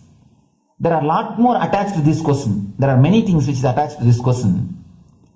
We always feel the present is the world is totally spoiled. It is not going according to the rules or how it is supposed to be. It was wonderful once upon a time. In ancient time, things were going properly. Everything was well and great. And I tell you, 10,000 years ago, they found some writings on stone in Harappa Mohenjo-daro culture. Some stone writings have been discovered. The other day I read a beautiful book about that stone writings. That writings, it says, oh, nowadays the society is not as it should be. So much of war. There is no peace. In the early times, there was so much of peace. Society was really great. Things were as it should be. And it almost looks like a today newspaper editorial. 10,000 years ago, the same thing carved on a stone. Then understand, there was no such time as only good prevailed. It is just a fantasy. Hinduism, they call it Satya Yuga, the age of truth. There was a time only truth prevailed. And every religion, Christianity, they say the Garden of Adam and Eve. There was a time everything was. Every religion has got the fantasy. The past was great. There was golden past. Always the idea of golden past exists only in the past. The more you go back, again you say the past was great. And I tell you one thing, it is a wonderful way of postponing accepting the reality. Otherwise, I can be sure the world was same as it is today. Whether it is 5,000 years ago or 10,000 years ago. Maybe one thing, there was no CNN channel that time. So the news did not reach you so quickly. That's all. The news did not reach you so quickly. That may be the only difference. But otherwise, I can be sure the good and the bad was equal. Good and the bad was equal. The same amount of wars were there. All the other things were there. You read the Puranas, the mythological stories of India, you see enough of things. Enough of dirty things. I think sometimes I find a little more. And if you read completely the Puranas or the Hindu scriptures, there are a lot of things much worse than modern day. The criminal activities or bad things or negative things, whatever you say, all this stuff. And never think corrupted or violent. In the ancient days also, all these things were there. Only one thing was not there, the CNN news or the internet. So the news did not reach you. But otherwise I can tell you, enough the good and bad was there. It always will exist. It will exist. All you can do is, if you awaken yourself, if you reach the enlightenment state, you can go beyond it. And I tell you, enlightenment is the only service you can do to the society. Just become enlightened so that you will reduce the negativity. Now, as of now, you are also the part of negative group. Naturally, we will be a negative group. As long as we are unenlightened, we will be the part of collective negative consciousness. So if you become enlightened, at least you will reduce your weight. That's the only thing we can do. Nothing else can be done. So all I request you to do is just become enlightened. Realize that you are a lion. That's the only way to help yourself and the society. Otherwise, all revolutions, you see, all revolution again end up as one more tradition. In last 2000 years, 3000 wars have happened in the humanity. In 2000 years, 3000 wars. Human beings have not done anything except doing wars, except fighting. Everybody claims he wants to do revolution. He wants to spread peace. You see, every country claims their army is a defensive army. Then who is offending? Tell me. Every country says defensive army. Then who is offending? These are all just, games. The idea of peace is a pure game. Everybody wants to spread the peace according to them, not according to the other person. They want peace according to them. The other day I was in one interreligious gathering. One guy is preaching, let all of you convert to my religion so that we will not have fight. He wants peace, not the way in which. And there's a beautiful saying, the sword of Muhammad, it is written, peace alone should survive, something like that. He has written some statement about the peace on the sword. We all take sword to spread the peace. No revolution is going to help, because in the last 2000 years 3000 revolutions have happened, but still world is same, I think much worse. So no revolution is going to help, only individual evolution is going to help. So be very clear. Instead of working in the outer world, start working in the inner world. That will help you and society some way.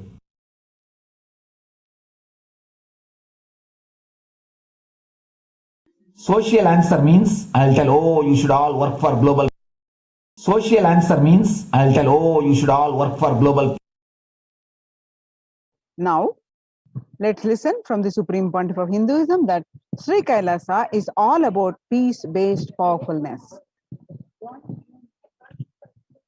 Listen carefully.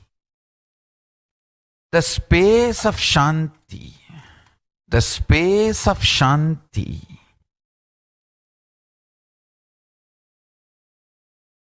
is where Kailasa grows. Listen carefully. It is in the deep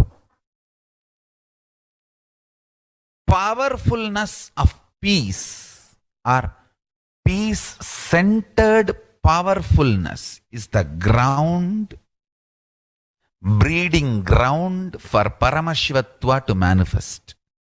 Please understand. Like how pure mirror reflects everything, pure Shanti-based Shakti, peace-based powerfulness reflects Paramashiva. Paramashiva manifests in peace-based powerfulness. Please understand. Neither violence nor powerlessness. Powerlessness is weakness. Violence is abusive. Peace-centered powerfulness. Powerfulness-centered peace. All the Upanishads starts with peace, completes with peace. Shanti mantra starts with Shanti mantra, gets completed with Shanti mantra.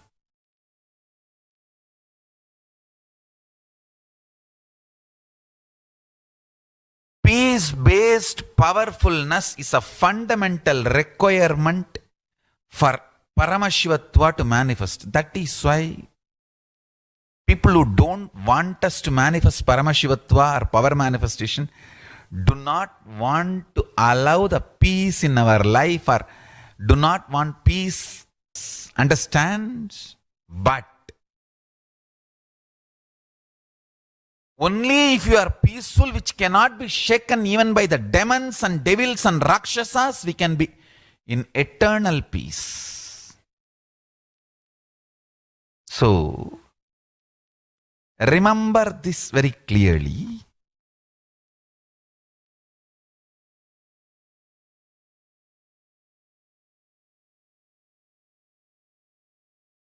Peace alters the very DNA structure, genetic structure, the core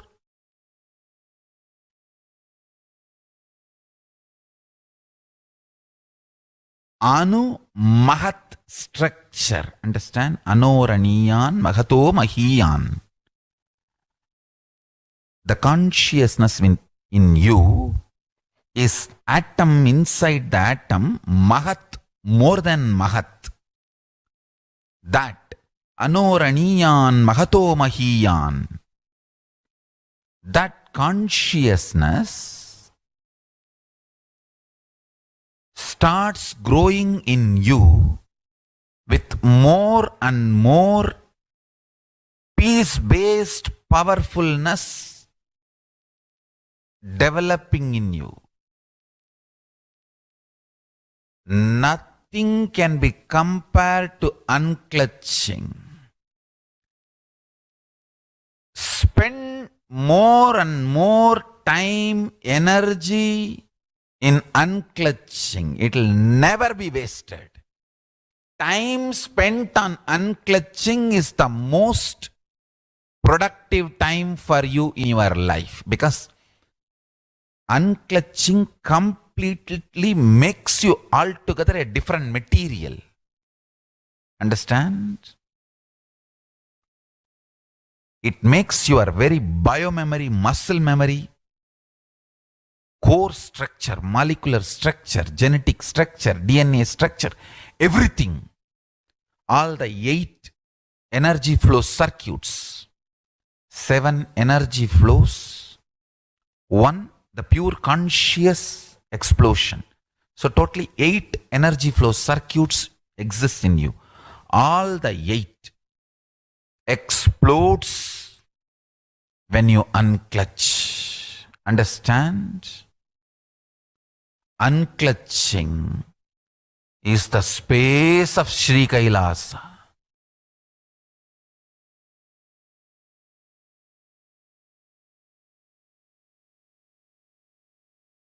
Listen.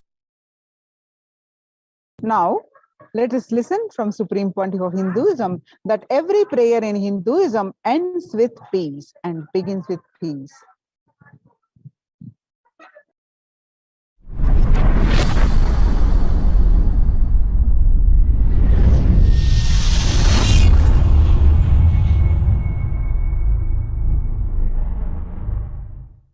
Every chanting, every prayer in Hinduism ends with Shanti, Shanti, Shanti 3 times.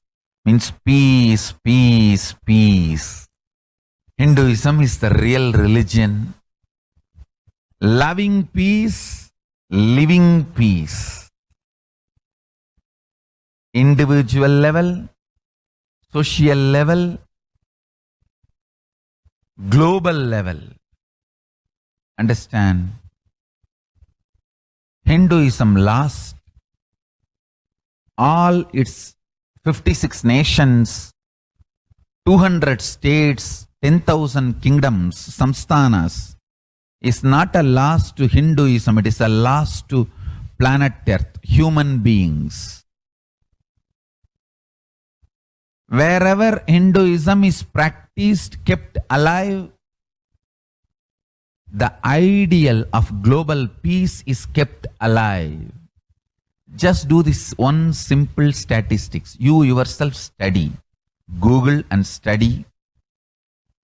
Take the top 10 religions and list how many people they converted in last 200 years, how many people they killed.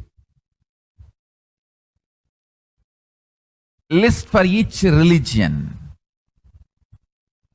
I can be 200% sure you yourself will realize Hinduism is the most peace-loving and peace-living religion, neither conversion nor terrorism.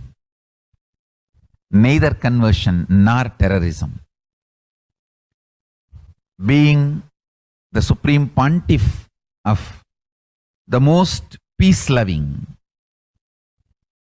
peace-living religion, I give you all my blessings on this International Peace Day. Understand? It is we Hindus need to keep the global peace as a living possibility, and we need to make this global peace as reality. Just talking about global peace will not work. Working for global peace only is the responsibility of the real living Hindu. Anyone who wants to claim themselves as a Hindu or practicing Hindu should work for global peace. Global peace is our responsibility.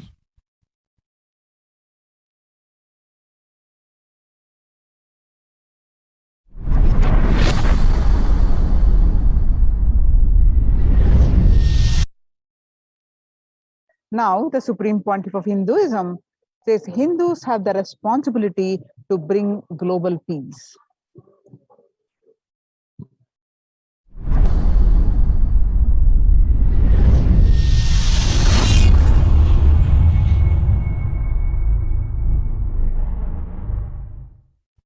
Hindus have the responsibility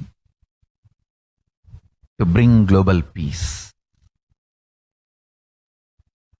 So you can also throw a challenge. See, if you are making a Hindu micronation, you can throw this challenge to each one, your friends, family, 10 people. Let them participate in the challenge and then let them send a challenge to others. So I welcome all the living and practicing Hindus to become founding fathers of Kailasa micronation in your countries. You can also make a challenge, like how they made ice bucket challenge and all that. We can make a challenge. You form Hindu micronation and claim, I am the founding father of the Hindu micronation Kailasa. And then you can invite your family, friends for a challenge. 11 people. You form and you challenge 11 people and they also form and they spread. So let us start spreading. This project is my message on this International Day of Peace. Let us start working for global peace instead of just talking. What the work we do will talk for us. The talk we do will not work for us. This is the message.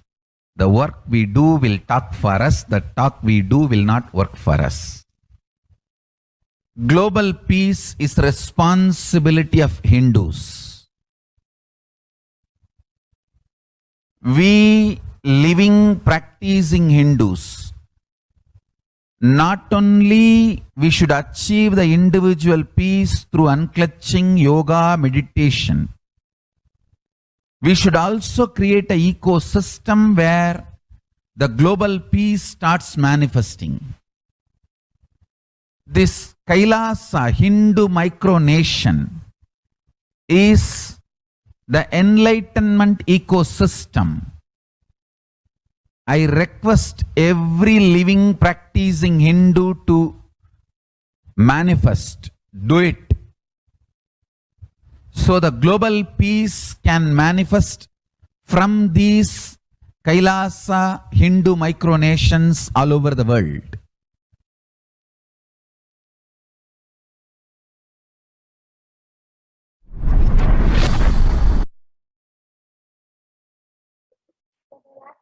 The Kailasa's mission of global peace and superconsciousness breakthrough.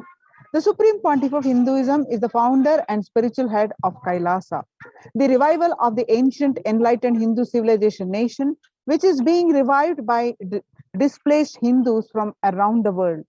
The sovereign order of Kailasa, led by the Supreme Pontiff of Hinduism and Nithyananda order of monks, nuns, and Hindu diaspora, are working for global peace and to give a super consciousness breakthrough to humanity. It is the Supreme Pontiff of Hinduism's mission to recreate a conscious world where the global issues at the climate, economic, social, health, and humanitarian levels cease to exist from their very root, turning the problems of poverty, hunger, violence, discrimination into powerful living through the experience of oneness. The Supreme Pontiff of Hinduism has been working from the very grassroots level to usher in an era of peace at all levels, individual, societal, national, and global. His deep insights into the workings of the human mind-body emotions have enabled him to powerfully and directly address various problems facing humanity today. The life solutions based on the ancient Hindu tradition, the meditation and yoga techniques from the scriptures, the cognitions rooted in the highest truths, the lifestyle based on the living and radiating the higher values of life and powerful way of living and realizing one's ultimate potential form the foundation of the Supreme Pontiff of Hinduism's teachings, which by their inherent nature provide the foundation for peace on planet Earth. In a short period of public life, he has contributed to humanity in the areas of meditation, healing, health and wellness, yoga, medicine, education, lifestyle, and science and technology. The Supreme Pontiff of Hinduism has been working on creating and teaching people. One, significance of peace and how to achieve it. Second, working for higher consciousness, life and lifestyle. and reducing collective negativity in thought, words, and actions, living in oneness, peaceful coexistence with humanity and nature. Fifth, manifesting superhuman powers for a better quality of life. More than 20 million people in 347 cities in 196 countries over a six continent river and follow the Supreme Pontiff of Hinduism.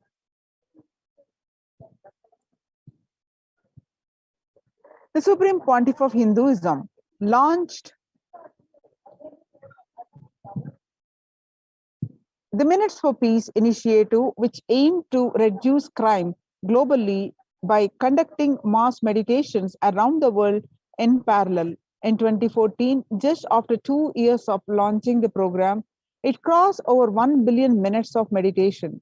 Scientific studies have shown a reduced crime rate of meditation and completion techniques.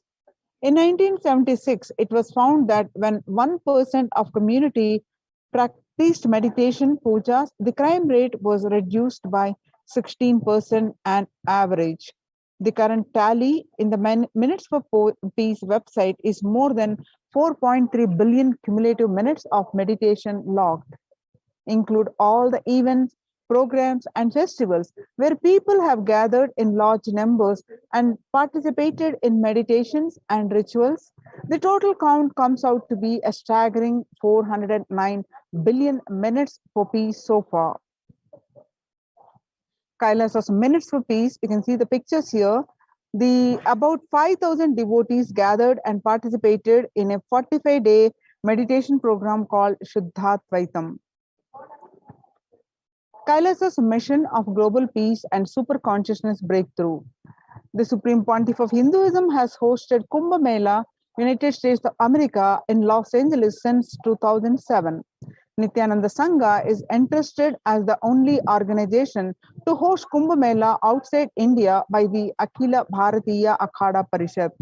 In September 2006, the Supreme Pontiff of Hinduism organized the first confluence for the world peace to honor the memory of those who lost their lives saving others on September 11, 2001 at Irvine, California, USA. The second confluence for peace was held in Los Angeles in 2007 in collaboration with Vedanta Society, BAPS, ISKCON, Siddha Yoga, and other organizations. The Kumbh Mela festival spread fast to other countries, including Australia, Canada, etc. Kailasa's mission of global peace and super consciousness breakthrough. In 2009, the Supreme Pontiff of Hinduism organized a month-long peace walk covering 1,000 kilometers and 1,000 villages to bring together in harmony from all walks of life, to promote feeling connection and oneness among people. During the walk, health camps were conducted in villages along its path. His Holiness, the Supreme Pontiff of Hinduism, has conducted large-scale collective meditations on September 21st, International Peace Day, to raise the collective consciousness and awareness of peace. As part of the Kailasa's mission of global peace and super consciousness breakthrough, Supreme Pontiff of Hinduism has initiated thousands of sannyasis. And sannyas is our social responsibility. Let us save Hinduism and humanity. The Supreme Pontiff of Hinduism has revitalized the monastic tradition of sannyas by initiating hundreds of people into the Nithyananda monastic order. The all-renouncing monks contribute the best things to human civilization, living their life with the cognition that life is for others. These monks and nuns act as harbingers of peace and empowerment for the human society distraught with violence, depression, and other forms of life negativity. The Supreme Pontiff of Hinduism revived the ancient practice of embarking on pilgrimages. The Supreme Pontiff of Hinduism has also revived the ancient practice of embarking on pilgrimages, the spiritual journeys, taking spiritual aspirant to high energy sacred spots such as the Himalayas, Kailash, Varanasi, Angkor Wat, which is in Cambodia, and various powerful temples of India. Even though prevalent in India, this practice is rapidly losing its original context, turning into a recreational family vacation.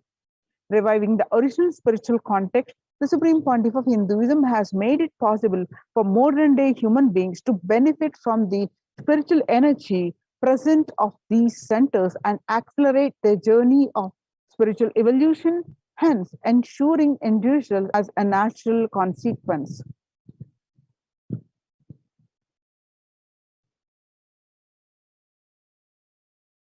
Now, let us see the revelations of Devi Parashakti to the world. On 12th May 2021, Devi revealed that I came as Nija Avatar. I am blessing you, listen. People, listen. To do good to all of you, I have taken the form of Nithyananda and came down as Nija Avatar. People of India, listen. Carefully listen. Time after time, Bharatam is Jnana Bhumi, where enlightened beings come, and we cannot make Jnana Bhumi as infertile. Enlightened beings have to come and they have to live. It has to flower. Few hypocrites, because they are stuck in delusion, we cannot sacrifice the world and cosmos cannot be destroyed. The ship I did to save the cosmos from being destroyed, that is called Adi Kailasa. The ship I did to protect beings from Pralaya in Adi Kailasa, because of conspiracy of Drohis and enemies rule, the captain has to leave the ship.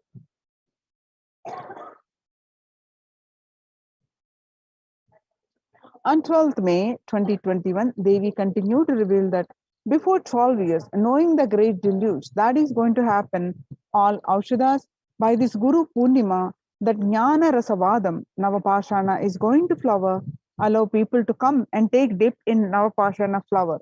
People, whoever comes and dip in Vaidya Sarovar, they will not have death, they will not have corona. Crores and crores of people will come in line, and every day they will come and dip in Ananda Lingam. On 13th May 2021, Devi revealed that, listen well to my words. For India, I made ship as protection. Nithyananda Navapashana Lingam in Vaidya Sarovar. Go to Adi Kailasa, O Indians, listen. All those regretting losing the Nithyananda Nija Avatara without confusion and without talking just as lip service, go to Adi Kailasa. On 13th May 2021, Devi continued to reveal that crores of people will come there looking for health, Navapashana water feast and medicine, to get health and protection and enlightenment. To protect India from the great destruction, I, Parashakti, made this huge ship. Even if captain is not there, ship is there. On 14th May 2021, Devi revealed that whoever comes to Adi Kailasa and does the good work of saving people from deadly corona, I myself will do all their life's work. This is a commitment Paramashakti is giving you all. Parameshwari, I will do what I say. On 19th May 2021, Devi revealed that to save people from corona, I have set up a huge ship, Ananda Sarovar, Vaidya Sarovar, and Ananda Lingam. I have made it in Adi Kailasa.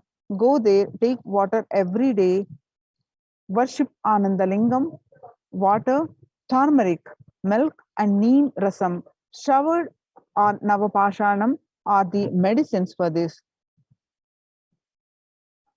On 19th May 2021, Devi revealed that the doors of Adi Kailasa will be open for all those who will come with trust. It will protect. It will protect body and will give conscious health. It will also give highest powers, dharma, artha, kama, moksha, jnana, powers, and the God beyond kama, Adi Kailasa life will give all goodness. On 11th June 2021, Devi revealed that drop the foolish mind with the business motive of bargaining and attain surrender and go to Adi Kailasa, be in Adi Kailasa, I will do good to you.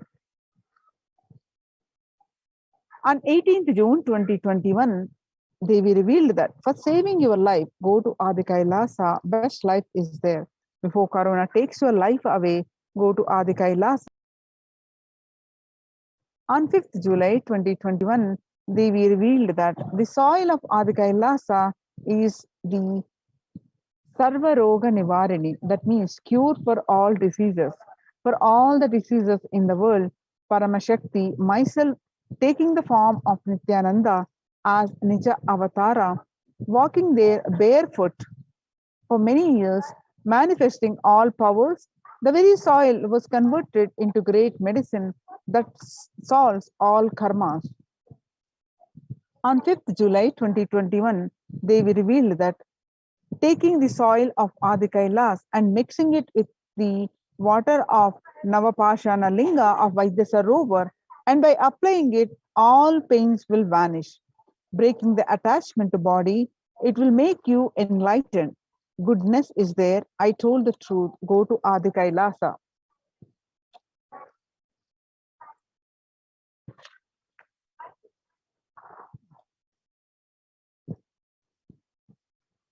When the first world countries closed their borders during a massive global emergency, Kailasa has opened its doors to all without exception. Now, the various COVID care centers open across India are Adi Kailasa, Enbadadi, Bangalore, Salem Adhinam, Tirunamalai, Rajapalam, Puduvai, Pattanam, Srirangapadi, Sripuram, Madurai, Avatipalam, Huzur, and Baroda, mainly in Tamil Nadu, Hyderabad, and Gujarat and Pondicherry. Kailasa rushes to aid India as India finds itself on the verge of COVID-19, the third wave. Multiple free COVID care centers open across India. Various social services offered during pandemic in Kailasa's de facto spiritual embassies across India. Cosmic revelations on global pandemic. Free social services offered during the pandemic on de facto spiritual embassies across India are medical care, which includes allopathy, Ayurvedic, and Siddha medicine, infrastructure to accommodate thousands, accommodation for multi-layered quarantine, emergency ambulances, which is ICU on wheels, personal protective medical equipment, food security management through food banks and organic farming. So join the COVID care protection centers. Register now through the link below, https://kailasa.org/kailasa care.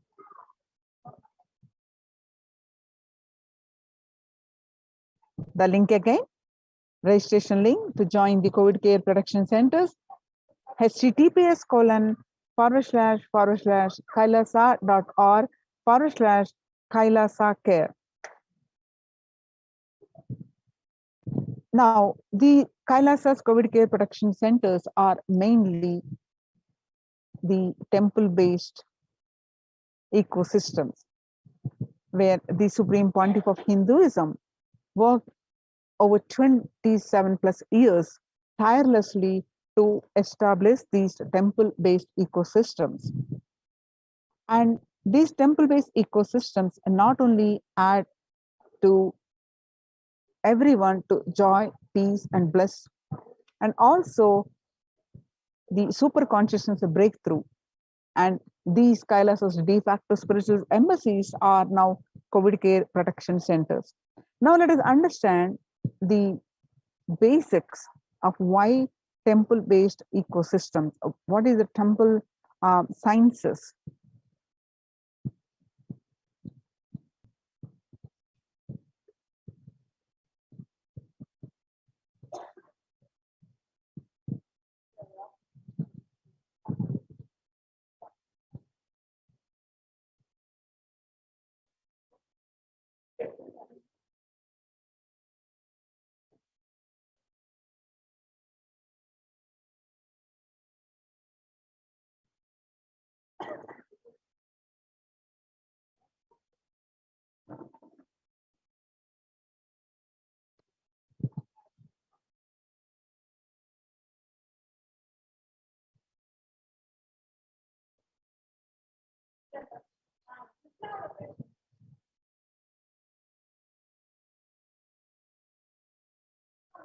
Little about this particular Meenakshi temple. Please tell us who is Devi Meenakshi and her husband. Why this grand temple? What are the visible and invisible functions of this temple? Please tell us, Swamiji. Read the next question also. Both. As we see in our present time, towers of mobile, TV or dish TV antennas everywhere connecting invisibility to satellites, doing an incredible function for individuals and for society. My question is, there is and was everywhere temples and deities in this culture. Anybody coming from outside just wonder, is this just sentimental carved stones, worshipping culture or just artistic sculpture? What is the invisible function of temples, deities? See, both questions. Sir, that is the reason I wanted to answer both the questions together. Modern day dish TVs, antennas, mobile towers, all of them work in the level of certain frequency where the words, pictures, visuals can be transmitted. See, the verbalization and visualization, names and forms can be transmitted from one place to another place through these mobile towers, dish TV antennas. But the temple towers are created to transmit super consciousness from one place to another place. Please understand. In Meenakshi's time, there was television, conscious television. It used to be in stone slab. And if you just sit in front of that stone TV, meditate, connect with Meenakshi, she will appear live and answer whatever you want. Perhaps only slowly later on became deities. You can see in our temples this happening. The TVs in which I am appearing and speaking are slowly becoming deities. They are receiving worship. Flowers are offered to it. Aarti is done to it. Incense is given to it. Now, all our temples are planning to have a separate throne for this TV. In Los Angeles, already I am on the throne. The TV is in the throne. The TV, in which people are seeing me, have already become deity. Same way, please understand, the stones through which people were able to connect with the super consciousness have become deities. Same way, all our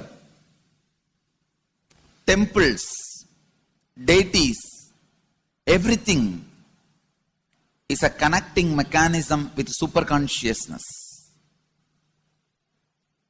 The mechanism which connects with the super consciousness.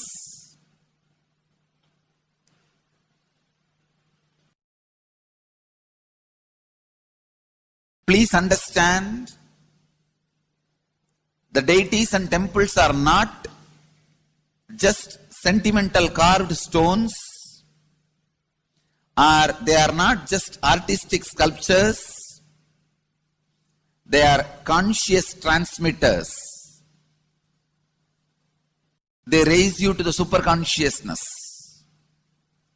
In each house in Vedic tradition, we have a puja room. All the puja rooms are your private conscious airport, are conscious transmission centers.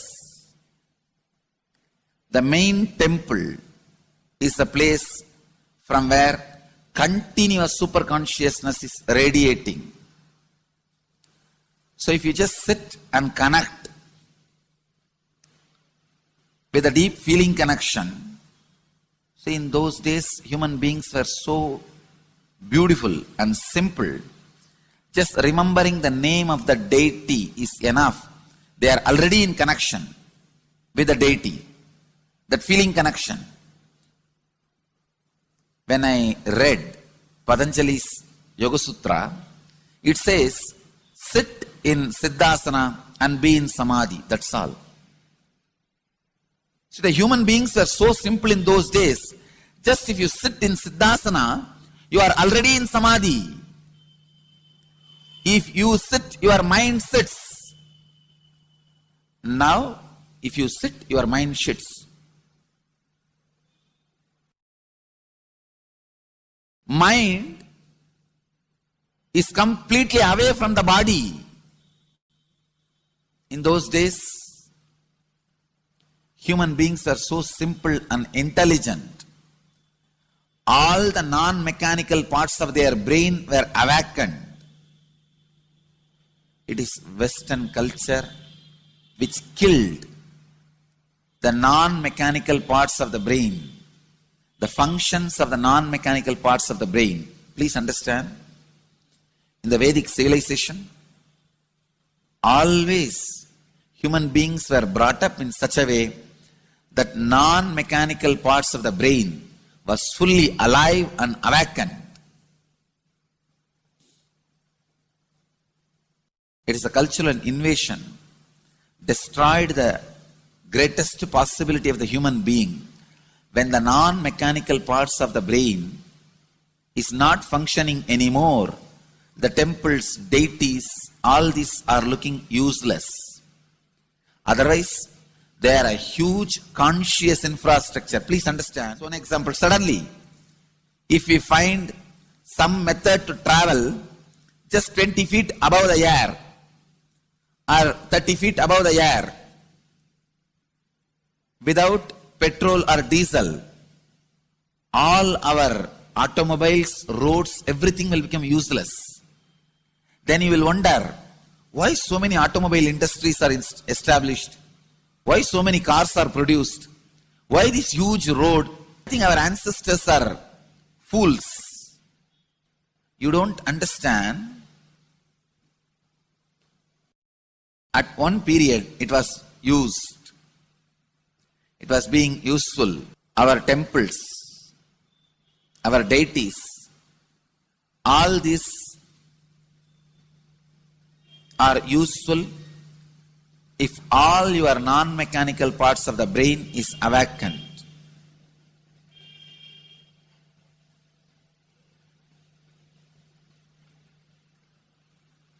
Unclutching is the process to awaken your non-mechanical parts of the brain. When your non-mechanical parts of the brain is awakened, you will understand temples, deities, how useful they are, how directly useful they are, how they are part of our life, how they enrich our life, and how they make human beings intelligent, enlightened. These are the methods created to create enlightened civilization.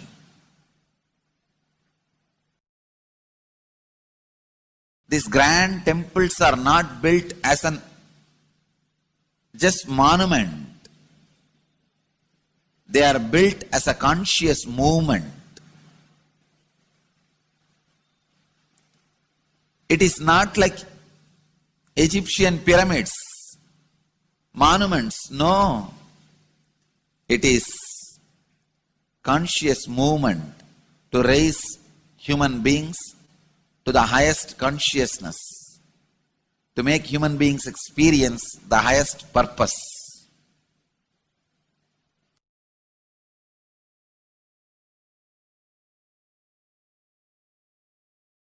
Understand? Unclutch. Use the temples to achieve the highest consciousness.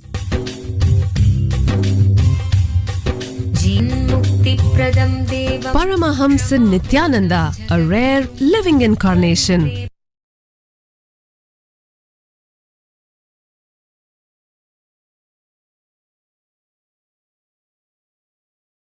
Now, let us listen from the Supreme Pontiff of Hinduism that deities hold energy which lands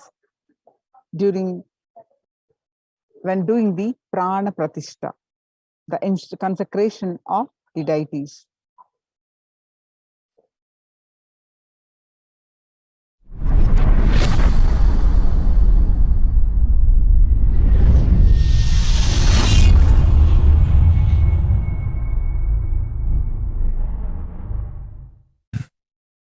Actually, after the great pause settling, I wanted to do this Kumbhabhishekam,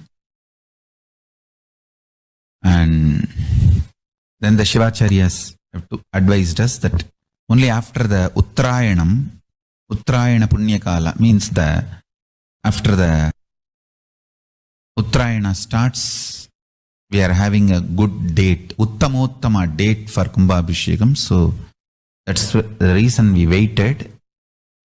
And see, fundamentally, deity intensely receives the energy like a lightning and holds it and manifests continuously for the whole humanity. You see, it's like if I have to talk to you in a normal social language, it's like a lightning holder.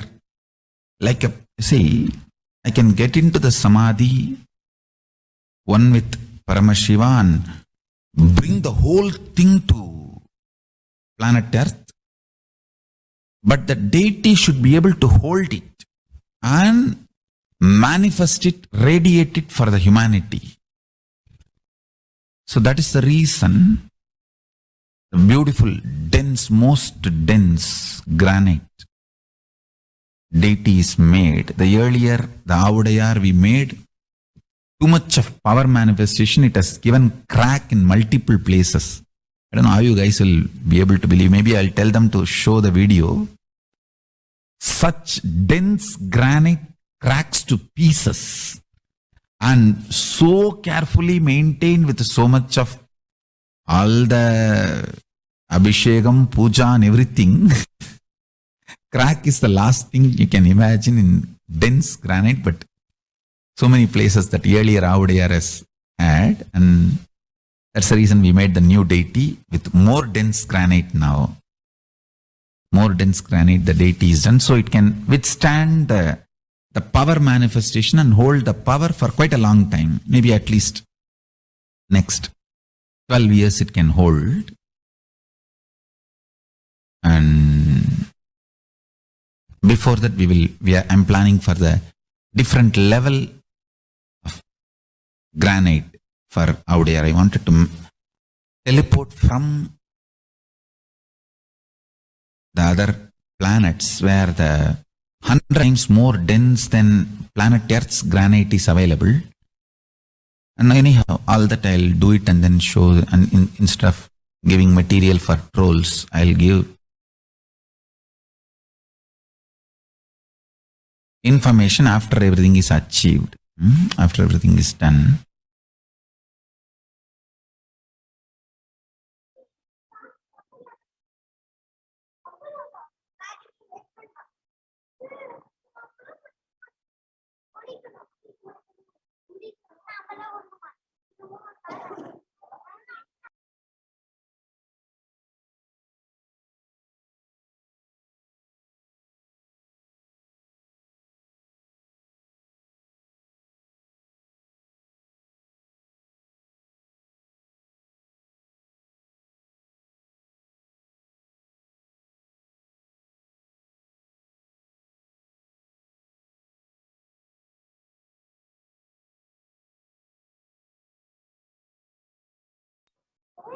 Reviving the enlightened civilization is the vision of Kailasa, the purpose of my advent, Paramashiva assuming this body and manifesting,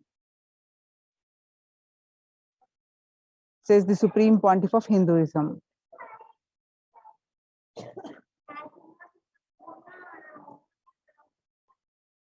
The Kailasa is basically an enlightened civilization where everything happens based on the ultimate cosmic principle and ultimate possibilities and powerfulness. You want to know about the universe, just they will show you the universe and teach you. And you want to know about the cosmos, they will just show you the cosmos and simple, straightforward. And in Sanatana Hindu Dharma, we had at least 10,000 sampradayas, religions, spiritual traditions, keeping this enlightenment science alive. And each Hindu sampradaya is a spiritual ecosystem created for keeping enlightenment science alive. Every monastery, every adhinam, every mutt, every temple, every Veda Patashala, every Sarvajna Pita is a lineage sampradaya created to keep the ecosystem of spiritual enlightenment alive. Some may be Shakta, some may be Yoga, some may be Vedanta, some may be Tantra, some may be Yoga Vedanta, some may be Yoga Shaiva, some may be Vedic meditation and combination. Each temple, each mutt, each monastery, each adhinam, each Veda Patashala, each Sannyasa Sampradaya is a spiritual ecosystem created to keep the enlightenment science alive of that Sampradaya. Hindu temples are not just worship altars or religious congregation places or just memorial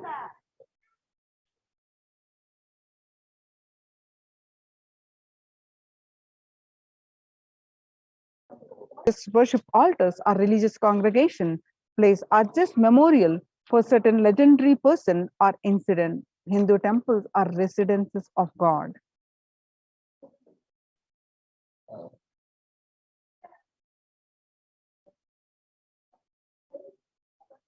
There was a time in Hinduism, they had 56 nations, 200 states, and 1,700 provinces, and 10,000 sampradayas. Almost 95% of the population were Hindus. Slowly, that brutal terrorists invading, life negative gangs enter, destroy, rob, plunder the temple, destroy the spiritual ecosystem, the enlightenment ecosystem. In last 10,000 years, in last 1,000 years, we did not have a single nation, we did not have a single state, we did not have a single province protecting Hinduism as a state religion legitimately. And in 10,000 sampradayas, without any doubt, I will say only 200 are left alive, struggling to be alive. So Kailasa is a place where everything related to super consciousness is revived. All the sampradayas, all the spiritual ecosystems created for enlightenment will be revived and established in such a way that it never gets lost again. And they are there forever serving the humanity. The enlightenment ecosystem, Adi Kailas. Like every monastery, temple is an ecosystem for keeping the enlightenment science alive and flourish, which can automatically make people enlightened. It is like enlightenment automatic machinery. Anybody comes in, they just get introduced, inspired, excited, energized, and made to power manifest status, enlightened, and start radiating, and they start spreading. Enlightenment becomes the source for energy and excitement. A person who can make enlightenment as a source for energy and excitement for anyone is an incarnation. Fortunately, we are successful in making enlightenment as the source for energy and excitement to millions of people all over the world. This whole Kailasa is a revival of that enlightened civilization. A temple is a place where an intense cosmic energy is available for everyone to experience. Significantly, all the major Vedic temples built over the centuries have been consecrated by enlightened masters, or rather, the temple has grown around the intense energy field established by an enlightened master for the benefit of humankind. Just as a rich man leaves behind his wealth for the next generation, after he leaves the body, enlightened masters leave behind the huge energy that they bring with them in the form of temples. For example, the 4 main Shankara Pitams were established by the 8th century master Adi Shankara, the Chidambaram temple by Patanjali, and the Palani temple by the Siddha Bhogar, the Arunachaleshwara temple by the Saint Idayikadar, and Tirupati by Konga Navar, and Tanjore by Kuruvarur. The powerful spiritual vibrations present in these places are so palpable that even the most casual visitor can feel its effects in the form of peace, bliss, or clarity. When maintained properly, using the subtle powers of mantras, rituals, and meditation, temples can hold and radiate this precious energy for thousands of years.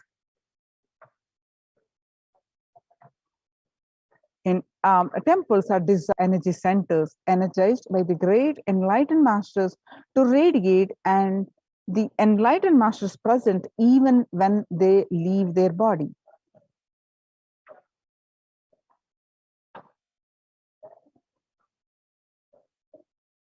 Temples are found deliberately at a place where the positive energy is available abundantly from the magnetic and electric wave conveyances of North and South Pole push.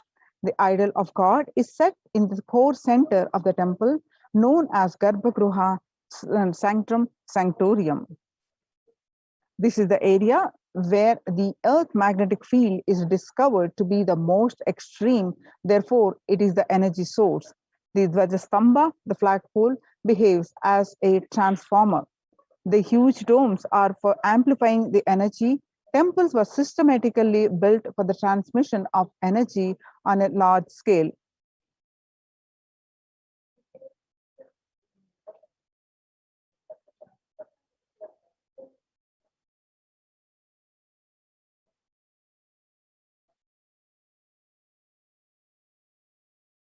So, by establishing temples across the world, the Supreme Pontiff of Hinduism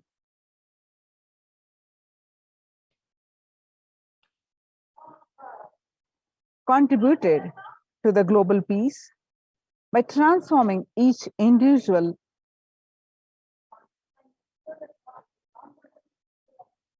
by establishing these temple ecosystems.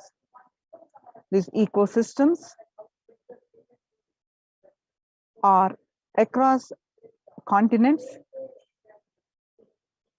and they are Kailasa's de facto spiritual embassies, now adding to Kailasa's COVID care production centers. Join these Kailasa's COVID care production centers. Register now through the link below, https://kailasa.org/Kailasa care. Now we'll move on to the next segment of this program after a short break.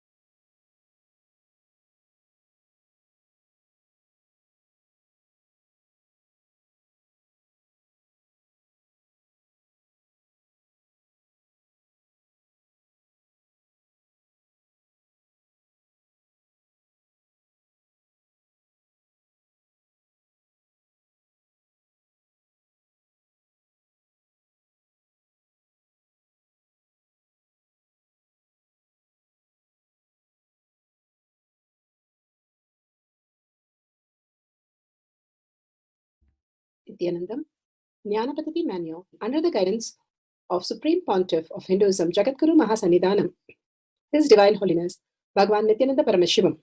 Let's start with the Sadguru Vandanam. Nithyanandam Paramasukadam Kevalam Jnanamurtim Dvandvatitam Gaganasadasham Tattvamasya Lakshmyam Ekam Nityam Vimalamachalam Sarvadi Sakshi Bhutam Bhavatitam Trigunarahitam Sadgurum Tam Namami. Let's go through the disclaimers. Security measures. No photography, video, audio recording. Important cautions. Vimalamachalam Sarvadi Sakshi Bhutam Bhavatitam Trigunarahitam Sadgurum Tam Namami.